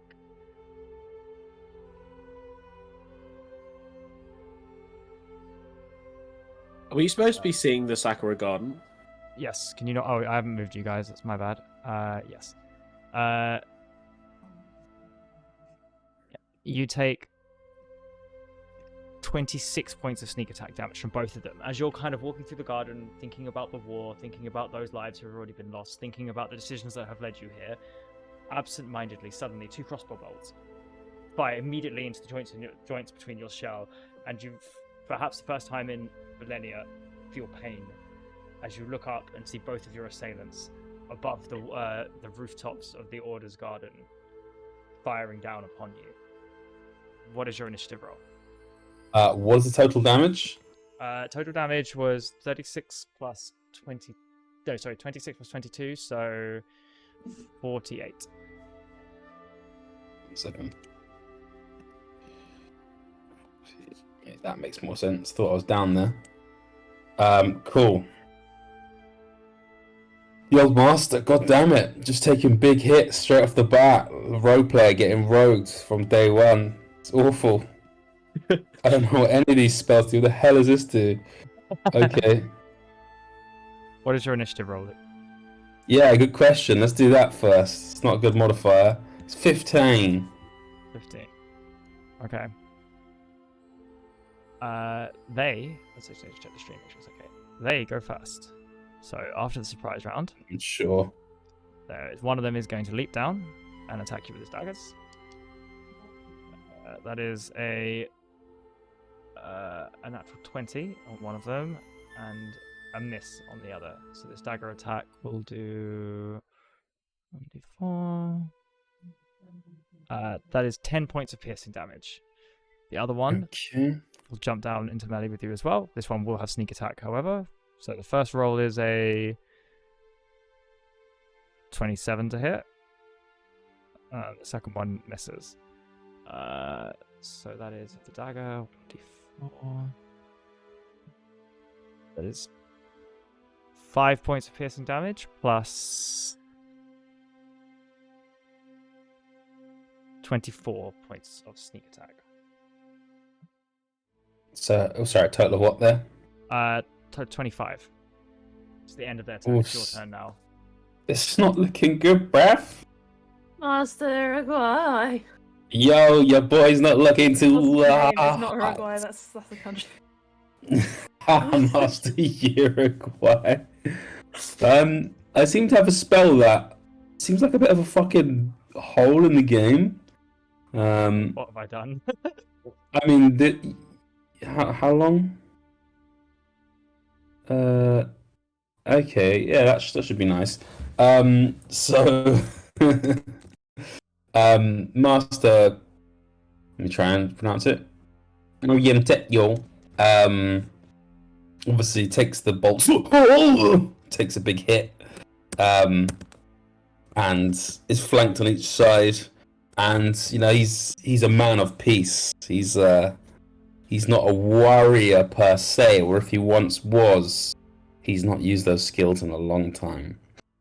So the first thing he's going to do is cast the spell. Is that the correct level?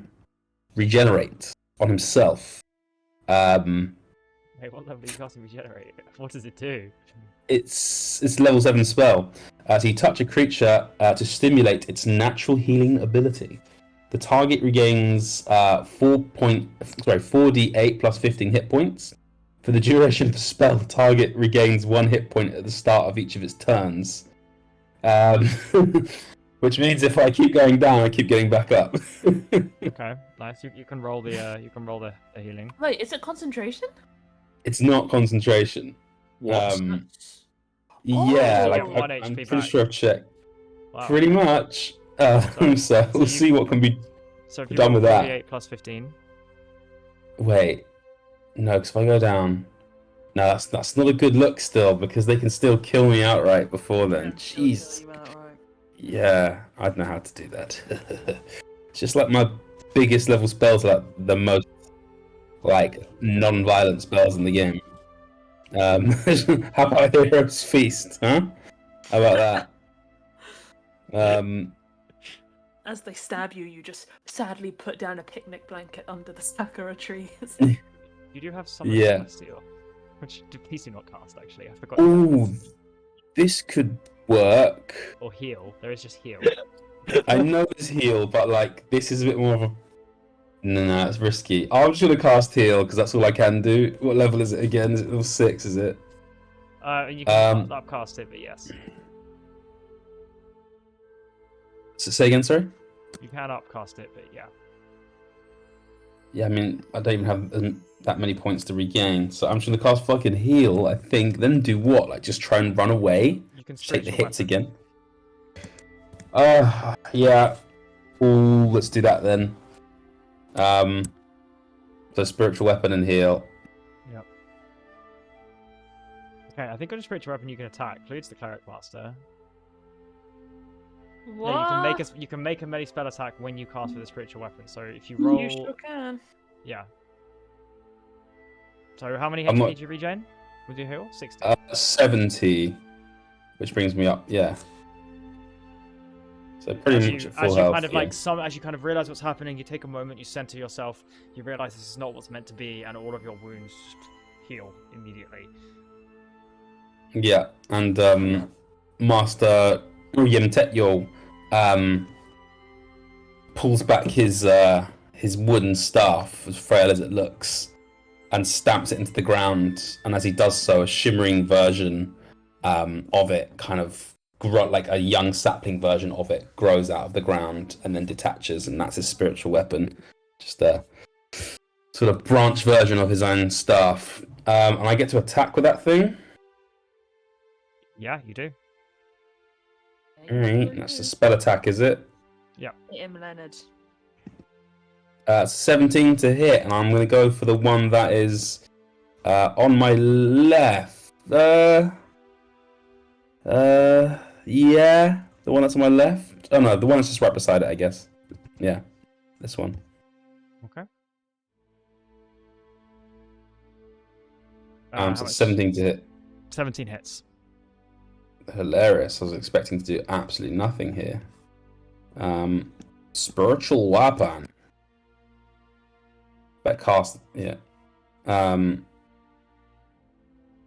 So it's 1d8 plus my spell casting. Yeah, so let's roll that. So I've rolled a 3, or is that a total of 3? I can't see. Let's find out.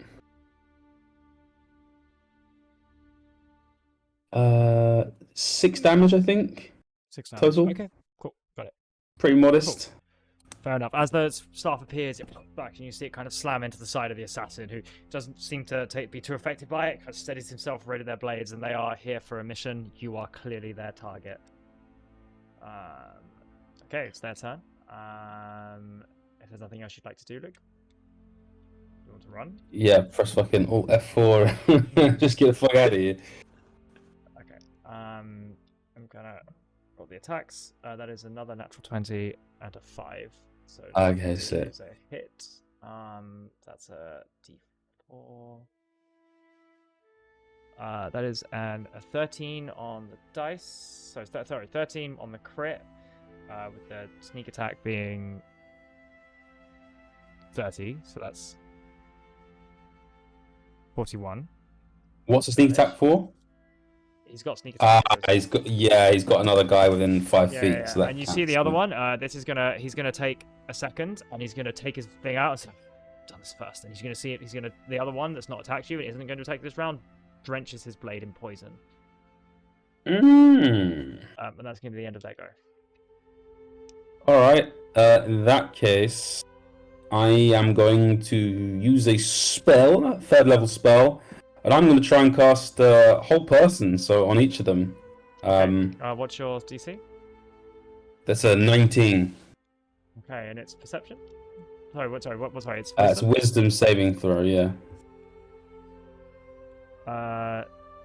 They both fail. Master Ugra lives room, They're both snapped in place. I will re-roll this at the end of each of their turns, but you can just take your turns until one of them passes. So you've used your action, you've got your bonus action and your movement now. Okay, and this is a concentration spell, so I need to be literally about to dump something crazy on them before I realised. Oh, okay. Fucking legend lore, dude. Well, I've got legend. I can't do shit. I think that's intentional.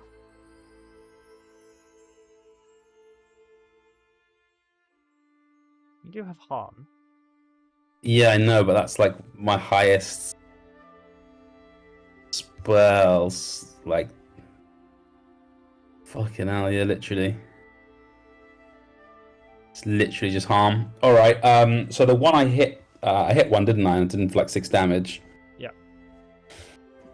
I'm gonna turn to him and Master William Tetgil is just gonna sort of look gravely, look him in his, young face, and just say, "You strayed, my child, and I'm sorry."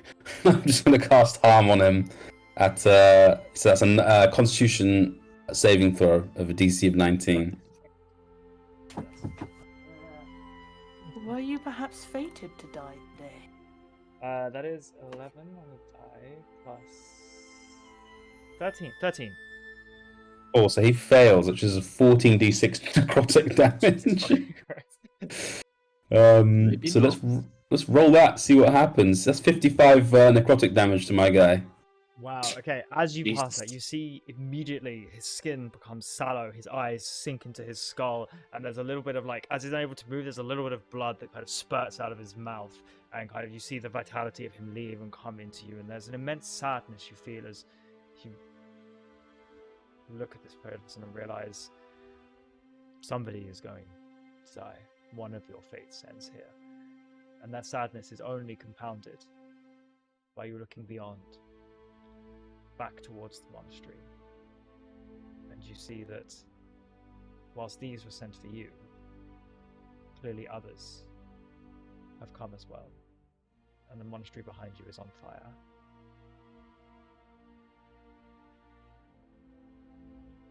Damn, boy. They're both going to roll wisdom saving throws. Wait, one survived? Survived 55 damage? Yep. Son of a bitch. How's he looking, Dim? Rough. Oh, I didn't get to roll spiritual weapon as well, did I? Yeah, you didn't. No. So roll for it, yeah. Okay, cool. They both succeed their next wisdom saving throw, so you have one more turn before they attack you again. After your spiritual weapon attack. So that's another 5 damage to that geezer. So they will succeed their next one, so you have one more turn where they are frozen. So how's he looking, the guy I just hit? Rough. How rough? I'd say slightly below half. What? Well, fuck's got more HP than I do. Grandmaster Assassins. They do have more HP than you do. Jesus. Fuck's sake. Okay, Grandmaster Assassins, got it. And sorry, you said that the spell ends on the next turn? Yes, so you have one more turn. Why is this? Because I succeeded on the dice roll. Oh, you did. Okay. They're not very good Grandmaster Assassins if they forgot to apply poison to their blades before they're hit. They were killing an old man. Leave nothing chance. I'm just fucking spam whole person until I kill them both. Also, to balance them, it costs an action to apply poison in combat. Yeah, that's a shame, innit? Yeah. You gonna hold person again? No, because I know you're just gonna start blocking it because you're a DM, and I might actually survive if I keep doing that. Sorry, Jamie, I know you're supposed to die or live today. Dude, I know your Can't game. see the weave. God damn it. I know your game, Jamie. If I I know you're just gonna say succeed. I'll open roll. Fuck you. I still feel like Jamie wants to kill Luke and Eski today. I was so sure we were on the hit list, man. Oh, I think it's because we willingly died before. Yeah. It's not as fun. You both weren't, but one of you was. Who? No. As in, one of you was going to die. But apparently, that's not the way this game goes. You can't plan anything in D&D. I We've can't learned plan this time anything. and time again. I reject being a changeling with no identity. Yeah. Interesting metaphor. Yeah. Luke, what are you up to? Choose an area. Okay, that's not a bad idea. Luke's determined I- to see this turtle next campaign. Do you want to try to command them? It's not a bad idea. You know, I could set one on You the could- other. Luke, you could either be Shakti or Yoda. Please be Yoda. I'm not gonna survive if I try and be Yoda, bro. I ain't got no lightsaber. Start swanging.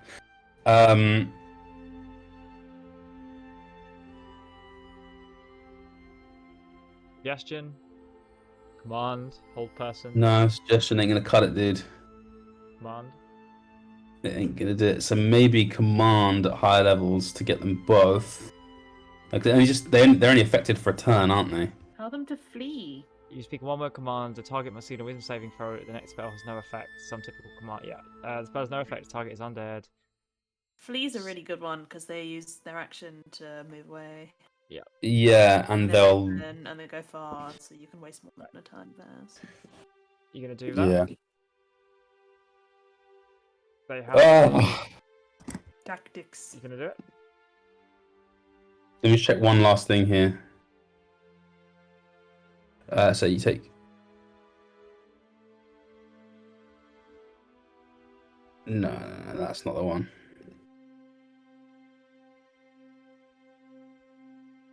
I believe in you, Luke. Fuck, no, that's bullshit. That's a stupid fucking spell. Who the fuck has that spell? Jesus Christ, man. I might just like harm a motherfucker again. No, I'm casting whole person third level again, just on these guys. Okay, Obviously, so I've been fucking wrong. Oh, fucking wrong. Look, fine. They have a +6, so any roll of a 13 or above succeeds. They have a +6. Motherfuckers. Alright, well, I called it, so. Okay. Open roll. 1 succeeds, 1 fails. I will say the one that is more hurt, that's the one on the left, fails. It ain't gonna mean anything, mate. It ain't gonna mean anything. Sorry. It's your Um, turn. The one that is more hurt is going no to... bonus action, Sacred Flame. I'm gonna hit the one that's hurt. Just gonna twat him. That's a 19 plus numbers. No, For what, 28. sorry? Dexterity saving throw. Let's see. Is it a saving throw for spiritual weapon? You said Sacred Flame, but Oh, sorry, I meant spiritual weapon. Oh, in which case you roll, yes. Yeah, sorry. Yes, that's an attack. It's an 18 to hit. 18 does hit. And that would be spiritual weapon. We're going to put a 1d8 per spell flat. So surely that's not overall a 3. So let's see what that is. That is a... believe it is an overall 3, yeah. No, it's not... No, because it's meant to... possible. Yeah, that's not correct. It meant to add my spellcasting modifier, and it's not doing that. Because my spellcasting modifier is +5. So I should have done 10 damage to him aggregately over the last 2 times I've hit him, and then another +5. So he should have got hit. So retroactively, he should have taken an extra 10 damage, and then takes another 5 damage +3 now. Okay, -8. Cool. Still alive.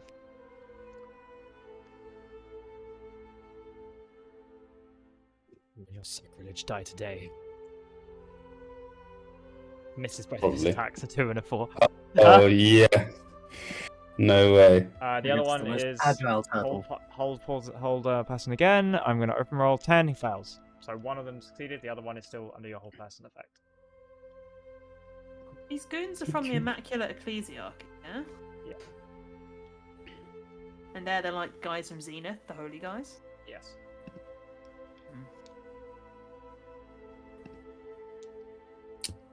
Okay, it's literally my turn again. That's come around so goddamn quick. That's the point. Oh boy. Command! Whole person.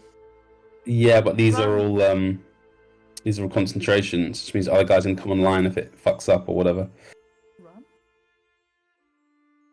It may just have to harm a motherfucker. How's this guy looking again?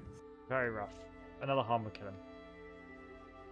Another harm would definitely kill him. I fucking hope another harm would kill this guy. Alright, yeah, I'm gonna fucking harm this dude. DC 19 Constitution saving throw. Yeah, I have a +3 to Constitution. 10. Fail. Yes! You might live. Yes! Do That's it! so great. Go on. Do it.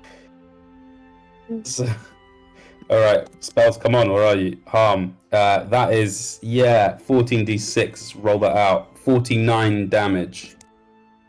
Nice. Nice. As you suck the vitality from him, you feel his body drop to the floor, and whatever threads of fate attach him, you, in your heightened state, see each one of them leave. Every friend, every possible future he had, reduced down to this singular moment as he crumples at your feet. Yo, Jamie, that's sad though. Why are you gonna Fuck. say it like that? Wait. Oh my god, guys! It turns out death is not great.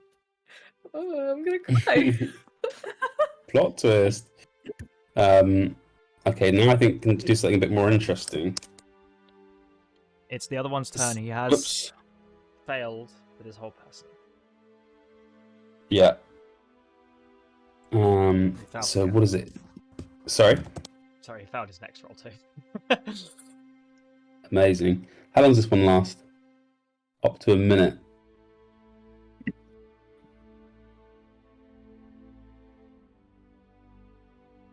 Okay.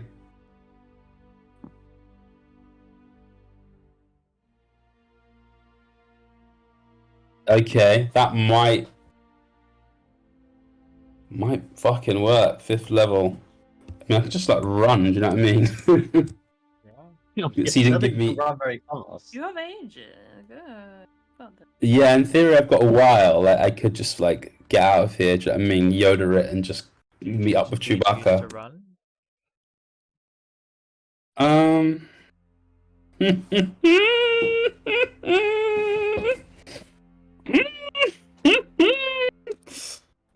I don't know, guys. Somebody. My features. What are my features? I've got some No, cool shit. they will find you. You need to. This is a kill or be killed. I also suspect there are rather more than just this guy, so it Yeah, might be a kill and be killed anyway. yeah. It's kind of like go down with a fight kind of thing. Yeah, and Try all divine my. intervention. What is that? A 1 in 5 chance that it could succeed, right? Yeah. Fuck it. I think so. Honestly, I don't literally. Is that an ability? It's a. It's an What's action. that called? Fast speech. Yeah, Roll, what is it? roll your D100s. You need to roll under a 20 to divine intervention. Come on. Praise Gab. Get Savras to help you out. Alright, let's fuck fucking up. do it. I guess I'm just basically being, my prayer here is to be teleported away Sure. to safety. Sure. Or like, a fucking meteor storm that's not going to harm any of the innocents, you know what I'm saying? Basically a wish spell. Let's kind of, Wait, what? Do I know what, like, my temple, do I know what, like, species everyone is in my temple? As you're all changelings. All changelings. So I'm a changeling as well? Yeah. Really? But you've worn this skin for as long as you can remember. Okay. Kind of weird. Man. Yes.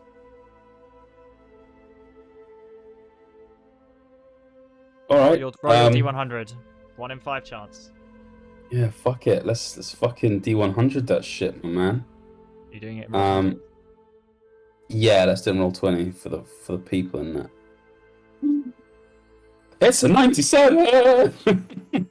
Ah. Your action Wait. fails. Oh, it needed to be low. Yeah. As you in this missed moment my- Oh, call out so to deep. Savras, Oh. nothing is back, and something inside you breaks. You have never felt so far from your god. You have never felt so lost, so unaware of what is happening. of what the path forward is. Lilith has ascended, and yet your vision of the Gods Weave in this moment is still blank. And this final moment of calling out to Savras, as you watch your temple, your life's work burn. Something inside you just breaks.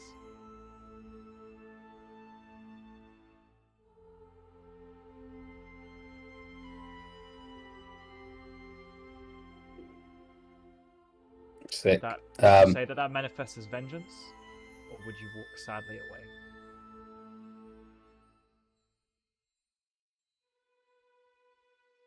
It's not. He's incapable of vengeance. And this geezer beside me is just still there, like, doi. He's an old person. You know what?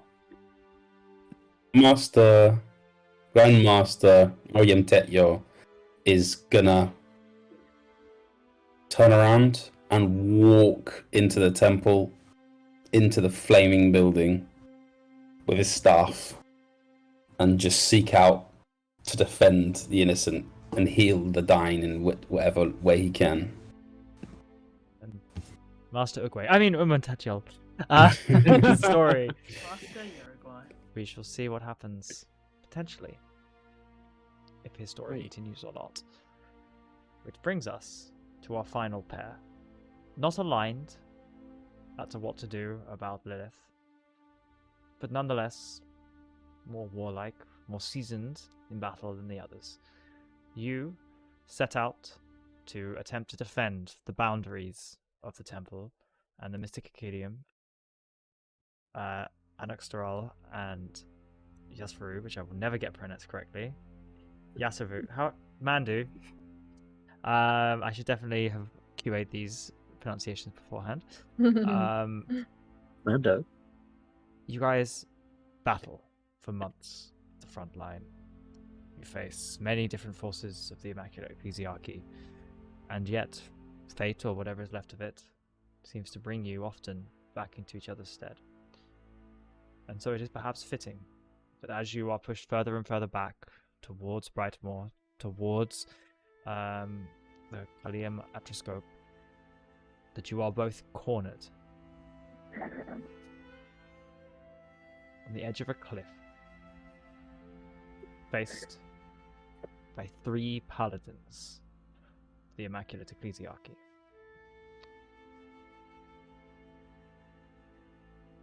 Are we on a new battle map? We are on a new battle map.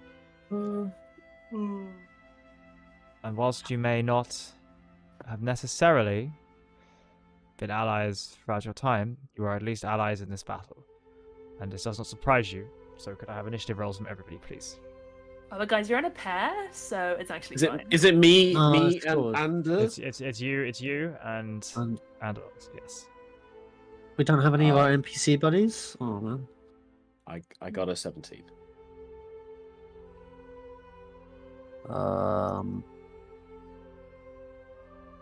Is it not letting me roll? It's not. I don't know if I've rolled like 5 times or if it's let me roll. Yeah, it has rolled 5 Initiative times. It rolls just didn't load for me. for I was the first one, it was 7. Yasavu, 7 for Andaxol. Yasavu is 17. Sorry, I 13. was lagging and didn't I don't think my tell me D&D they got Beyond through. is quite working, so I'm rolling. Oh, 20. No. okay. And then their rolls are Dex is plus 8, so 10, 24, and 13. Okay, the 24 will rush forward toward Andaxol, shield blazing the symbol of the High Heavens, the Immaculate Ecclesiarchy raising their hand, say, for the Patriarch, and slam down his longsword, and will... You fuck the patriarchy. Luke, be my I already hate ChatGPT. that Help me guy. out. Yes. I'm a I'm a sorcerer. What can I do, man? First attack is a 29 to hit. I mean, that No. obviously hits. I'm just gonna die, like, on the first hit. This is so Oh no, SQ! Yo, dude, That I was is- close. This is That is Jamie's greatest desire is to kill you in one hit. That is a 13.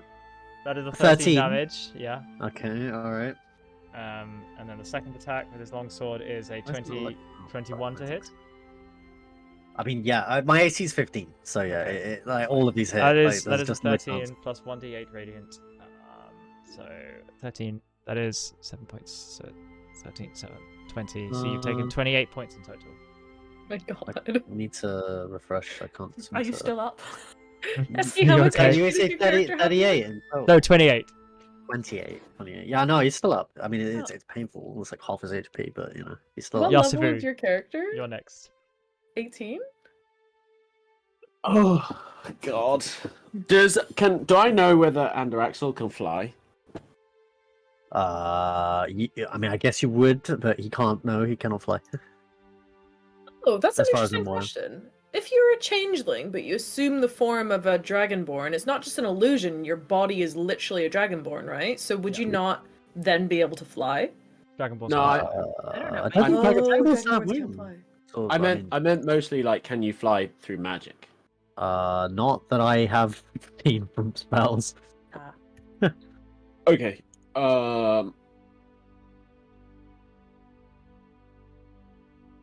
So like a shimmery form of the like small, quite petite human woman kind of drifts apart from her, and I'm gonna manifest Echo as a bonus action. Okay. This is how we do that in this house. We do a little X over people. This is your echo. And I have the assassinate, so I'm going to target this one. And I'm going to use my movement to run up to them first. You can move your things, or you should be able to. Oh, okay, nice. And then I'm gonna use my attack from my Echo longbow for a plus 12. And do I have advantage?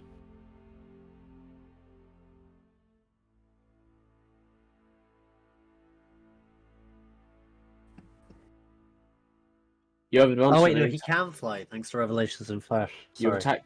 Wait, you do? You have some. I mean, as a bonus action, you can spend one or more sorcery points to magically transform your body for 10 minutes. Yeah. Yeah. So you can fly and hover. So yeah, sorry, no, I take it back. He can fly. I'm not good at sorcerer. Echo Knight I can mean- inherently fly, by the way, because you can manifest Echo in the air. cancel that, With Demi. it. Okay. Oh, manifest Echo. Maybe like over here, which is like 15 feet away. If I started like over here, I'm gonna run forward. Sure. Is there any way that I could like grab Andaraxel and like pull him or throw him over the cliff with me? Can you drag a willing creature in D&D? A willing creature, yeah. I'm Yeah, pretty sure sure you you can. can. Yeah. If you wish to drag a creature, you could do by grappling them. For a willing creature, you can use the carrying and encumbrance rules based on strength and movement. No need for a grapple. Luke, what do I do? Yeah, basically you can carry them, but it depends how much they weigh, I Oh, think is what it It's is. half. So it's half speed is the general rule. If we want to be easy, I think that's probably reasonably before delving into how much your character weighs, which we don't know. Sure. So you can move at half movement. Okay, so would I be able to get here and then get back to the cliff?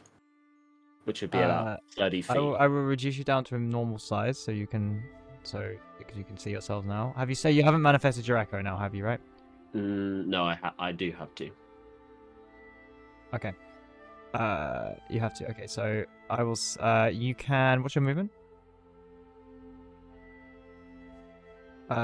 It's 30. it's 20 feet to get there, 25 feet to the cliff afterwards. Okay, so what would it cost me to do this? To grab Andaraxel and throw him over the cliff? It will cost you the dash action and a contested strength roll by Andarax against the paladin that would take an opportunity to grapple him. If I take the attack opportunity in his place, would that work? Not. How would you do that? Well, I'd run in front of the blade. I would allow you to Yeah, take the I did see grapple. So he'd attempt to grapple you rather than the thing. I'd allow you to roll it instead. But one of you will need to take the grapple action. One of you will I'll need do to that. beat the paladin in a grapple check. Okay? I'll do that. So I will spend my action, and then I'll use afterwards. I might burn an action surge, but I'll do that, and then I will do an acrobatics check against his grapple. Okay. That is his 20. Okay. I have reliable that is- talent though. You have reliable talent. So That's it's 20. 20. So it's 27. Why did I allow this to happen? That's fine. They have a +8, so they really fails. Okay. So I'll grab- you grab Andex. I'll grab my friend, and using all my movement, I will run to the cliff, and I'll jump off. And as we're falling, I will say, we still have a destiny. We still have a responsibility.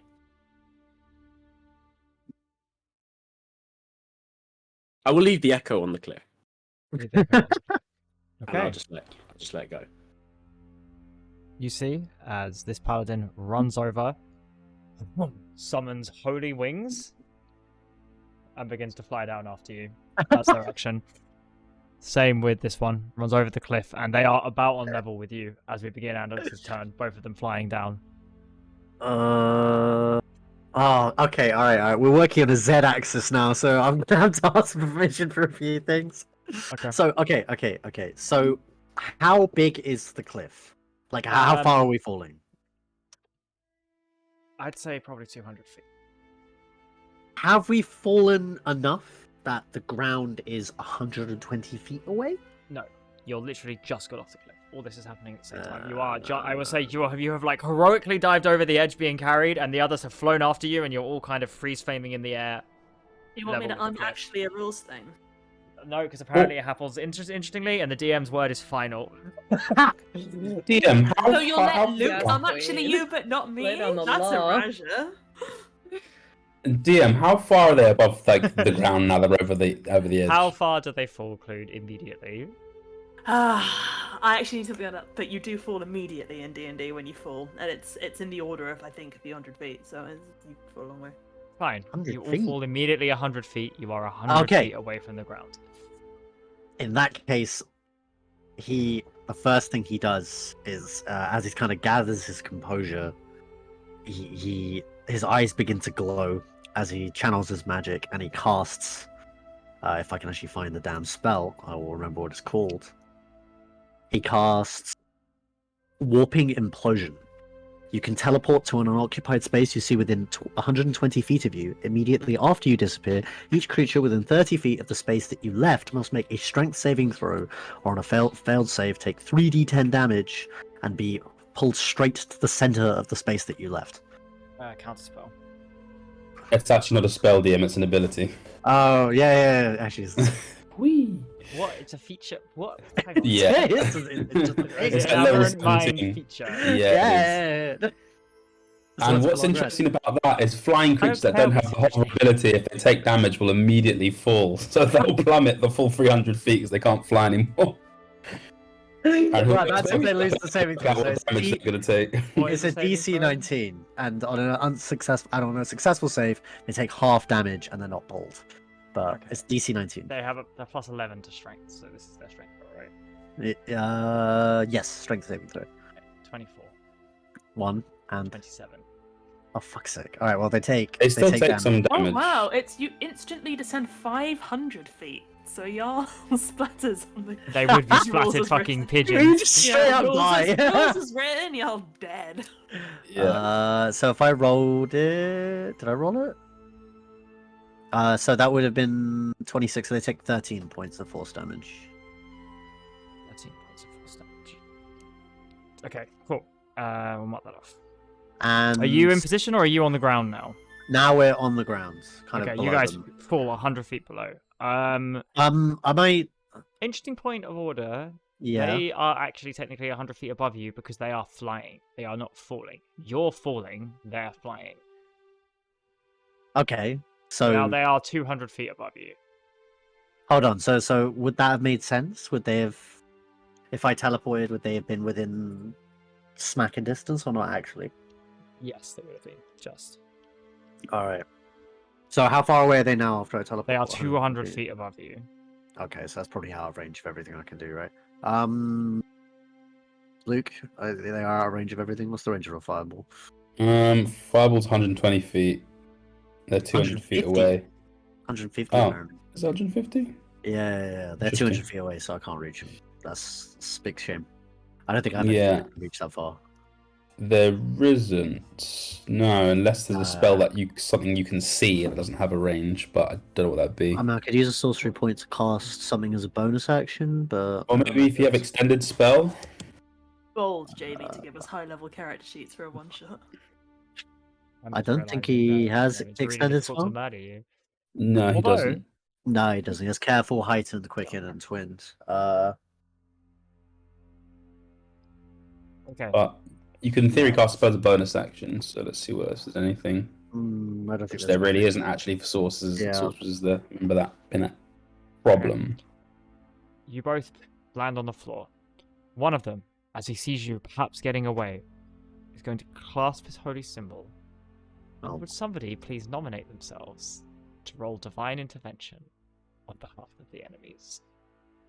Oh, What? Their god is not so spiteful, surely. I'll do it. I'm gonna roll my evil window. Okay, could we have a camera on the dice? I don't know how to do that. I don't have any space on my thing. Fair enough. I'll take a photo. Oh, 52. Alas. The light fizzles as you see that they are beginning to track you from above. I will say, given that you are 200 feet away, how are you attempting to lose them? Both of you. And I will judge your plan as to whether or not it succeeds, or whether they catch you further down the line.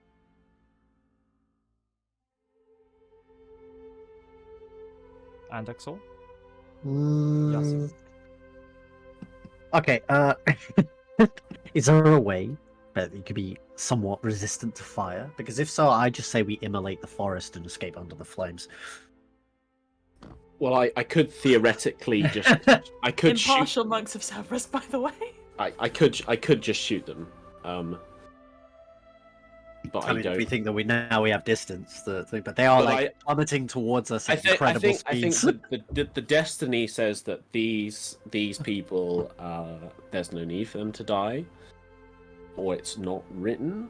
So I will use You don't know. I will use my stealth, which is surprisingly poor for a rogue, but stealth plus reliable talent plus echo teleportation. What? So you're gonna teleport back up to the cliff? No, No, you resummon it, okay. That's Oh, I fine see. now. as in like resummon it every turn to like basically hop between distances. Oh, I see. So that's you. You've disappeared off one side. Oh god, Andrexel's not particularly stealthy. This doesn't bode particularly well for him, to be honest. You can both roll stealth checks with advantage. Hold on. I'm just gonna see if there's anything. And I roll it against. Wait. Okay. They're paladins, right? Yes. They can sense, but I'm not evil. So Evil. theoretically, my plan would be that he would use revelation in flesh to just become a bird and just fly when he's outside, just like a pigeon, something that would be Okay. natural, and then obviously just fly away. What difference is just a random bird? Like you're not gonna. So do I need a stealth check for that? Yes, you both do. I got a natural 20 plus 5. He's for like 25. a bird. He's gonna fly away. Doesn't know where his home is. Apparently, I only rolled a 7, but I You feel like have it's a really good plan, advantage. so I should get advantage. No, you do need Yes. your advantage. This is fine. Okay. Try again. Come on. It's 14, the highest. Not very good. What's their perception? Do they notice the random bird flying away from where the thing's going? No, it's just there are loads of birds in the forest, right? Like Yeah, it's yeah, not sure. it's not super obvious. Okay, Yeah. they have a perception. They've got a wisdom of +4, so their perception is actually only +4, so 10. 14. Fine.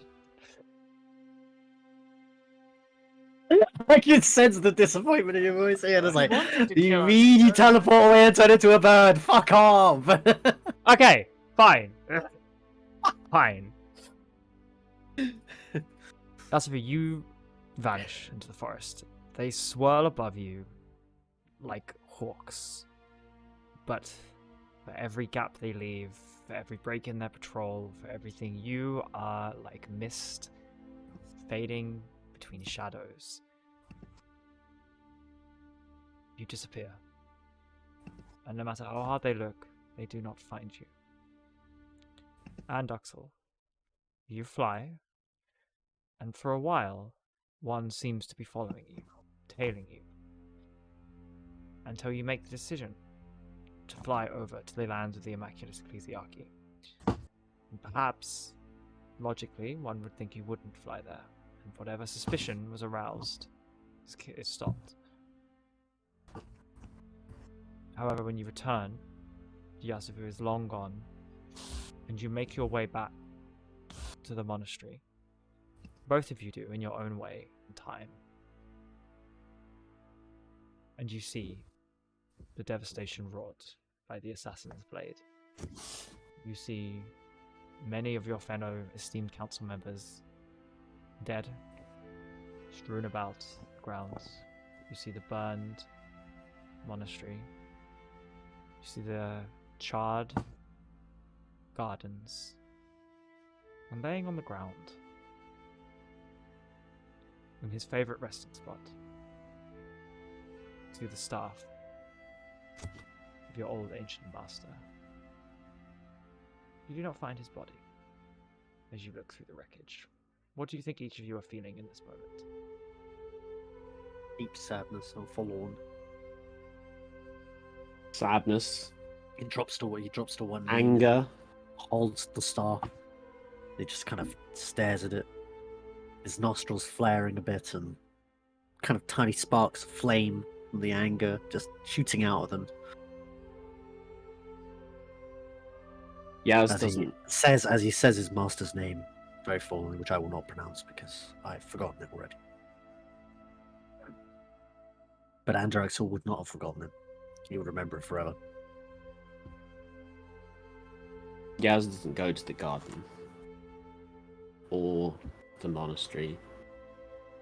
She sees the fire and the smoke rising as she stands on a hill, just watching her world, her family, and her faith just burn, and just harboring this.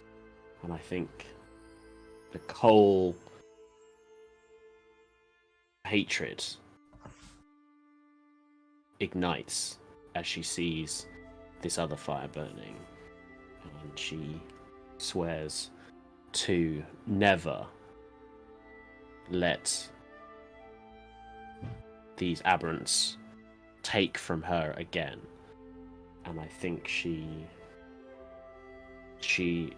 cries softly for all failed conversations that she had, and she thinks about destiny, and maybe if she'd said something different, persuaded them better, they could have changed something. And she laments that this had to be the way, and I think she doesn't accept it. And then she turns and she doesn't see the staff or the garden.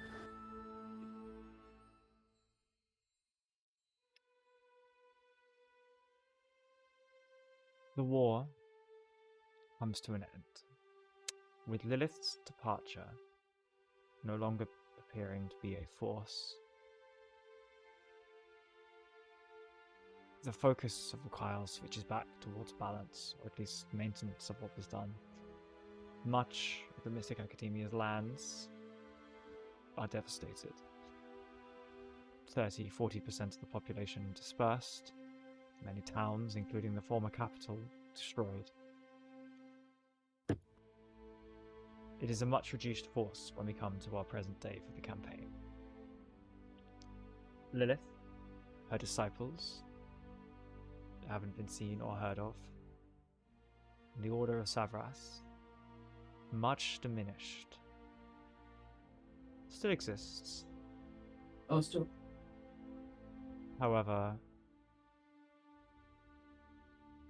there has been no sign of its elderly master for quite some time. Androxol has never given up hope that he may still live, and has continued the search.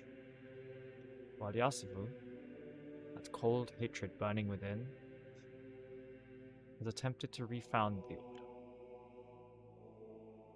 but with a more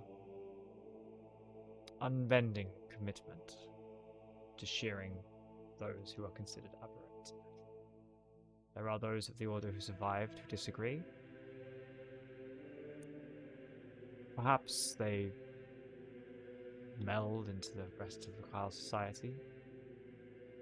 Perhaps they find their way and are convinced.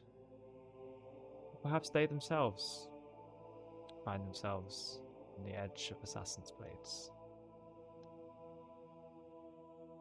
And it was with Mevelin and Wilben presumed dead, and Uxor missing, along the old Turtle Master, the Jasavir has refounded the Council of 12. And it is here where we join the final part of our story, as they sit on what once may have been the Kalam Atroscope, or at least a facsimile of its greatness, around the Table of Purpose, or at least a refabricated one, discussing a new aberrant that has been discovered. Yasser, I would allow if you would please do the briefing and what needs to be done. So, by examining the weave, we have fairly well ascertained that the rise of a new warlord in the Stormlands threatens the Great Plan.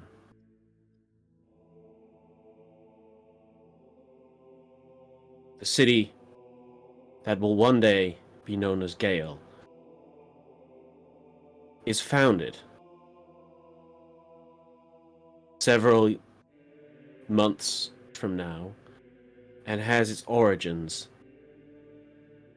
in the ashes of the tribal followers of this warlord, who, without the shattering of their leader, will not come together in disparate form looking for a new purpose,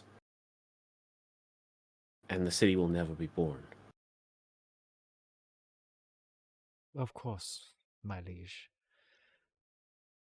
Who, given limited that we are, shall we send? Do you think? The Stormlands are far from here.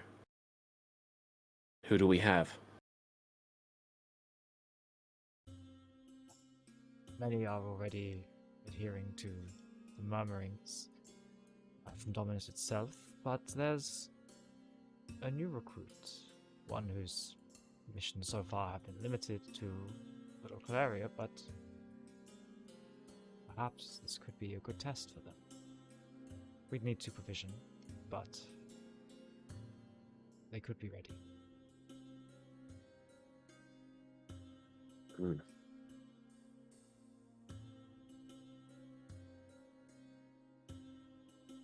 Perhaps then, with supervision,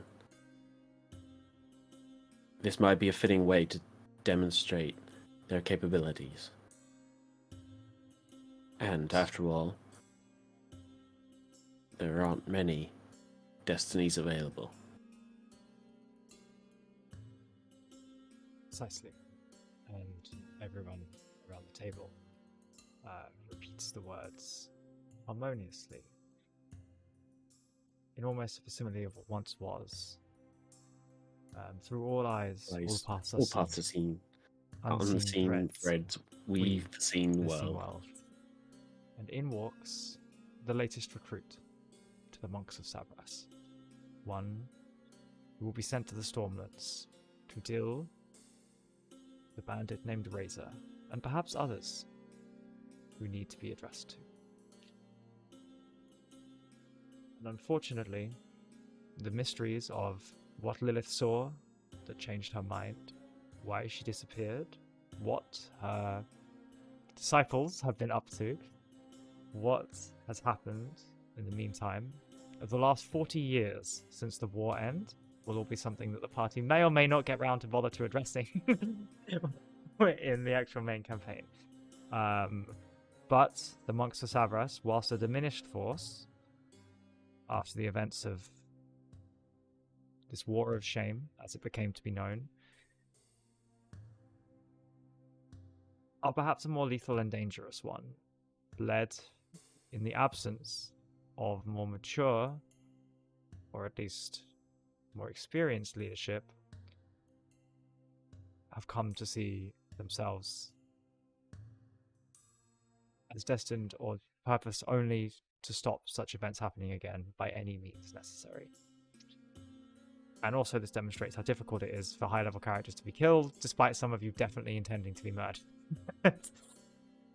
So, thank you very much everyone for playing. I know that was a fairly high level and the philosophical discussion.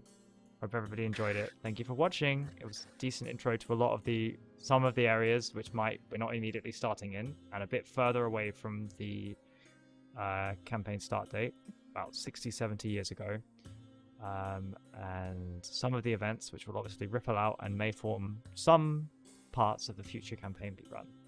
Thank you everyone for playing. Thank you everyone for watching. I believe next time will be slightly more lighthearted as we potentially end up in I believe it's currently the plan, although it may switch, is to end up in a Furball village at festival time, where everybody will be playing games, smoking herbs, getting drunk. I'm so excited for that one shot. It's gonna be so good. I want to be a furbolg. Won't be so dopey. And the mysteries of what has happened to Wilburn, Mavelyn, and Duxol. Luke, could you say it one more time? Let me just get it up because I have to read it every time I say it. Yo. What has happened to them? If there is any, this is truly the path that Savras has decreed, and what happens to the great plan, or what it even was, we shall see and find out. We will be playing, I think, 3 more before we are saying goodbye to Lude and Sai for at least a little bit. Although Sai's not here right now anyway. And then we'll be restarting. No, when you go to Japan. Say goodnight. We will potentially. I think it's the 18th. Is that our start date? No, I think it's the 26th. 26th of 23rd of August. Is You know, our the best way to official find start out when date. we're starting is to join the Discord, where we're gonna announce when we're gonna play. I probably put a post an announcement a little while ago. Something. Very much has done as well. There will also be continuing more information. I will probably try to do a write-up of these one-shots and what has happened, as well as the World Anvil wiki. We shall see. I am struggling to put it in a form that is available as a wiki rather than just a list of information for me that I don't want you guys to navigate. So I should... Oh man, this is the whole story of the world. This is great. Love metagaming. This is the best. But I also don't want to, I don't want you guys to be asking me all these questions and not have resources or things to refer to. So, anyway, thank you everyone for watching. Thank you, and I don't know if you want to reveal whose one story backstories. You'll eventually find it out. But thank you for all the help with it, to whoever that was, and I hope everyone had fun. Bye-bye. Thank you for joining us, esteemed audience. Yeah, Esteemed thanks, audience. esteemed audience. That was Esteemed very audience. Most Mhm. esteemed. steamy session. Yeah. Please join our esteemed Discord, where you can engage in esteemed debate in the general become channel, esteemed members of our community. and you can observe our esteemed pets in the pets channel. I'm And gonna fan like art when when we start the new campaign because I just think I'm just gonna have to work out who's shipping who already for the next couple of one shots, so let's deal with it before it goes anywhere. Well, I know there's at least one shot where there will not be any ships, but it will be a very fun one shot. Are we sure about that? we sure. Pretty 'Cause sure. You'll figure it out somehow. I don't believe that. Well, we'll Alright. see. Are you sure? Because I mean, It always ends up like that. Okay. Also, I'm aware that the slight issue with me running the stream is that all of my roles and everything is available on D20, so we maybe need to talk about that. But thank you very much. It's Thanks, fine. I'll everyone. take back over stream at some point. Well, appreciating giving you a break, I'm sure. Yes, thank you. Bye-bye. I love you, everyone. Bye. Bye. Bye bye. Bye.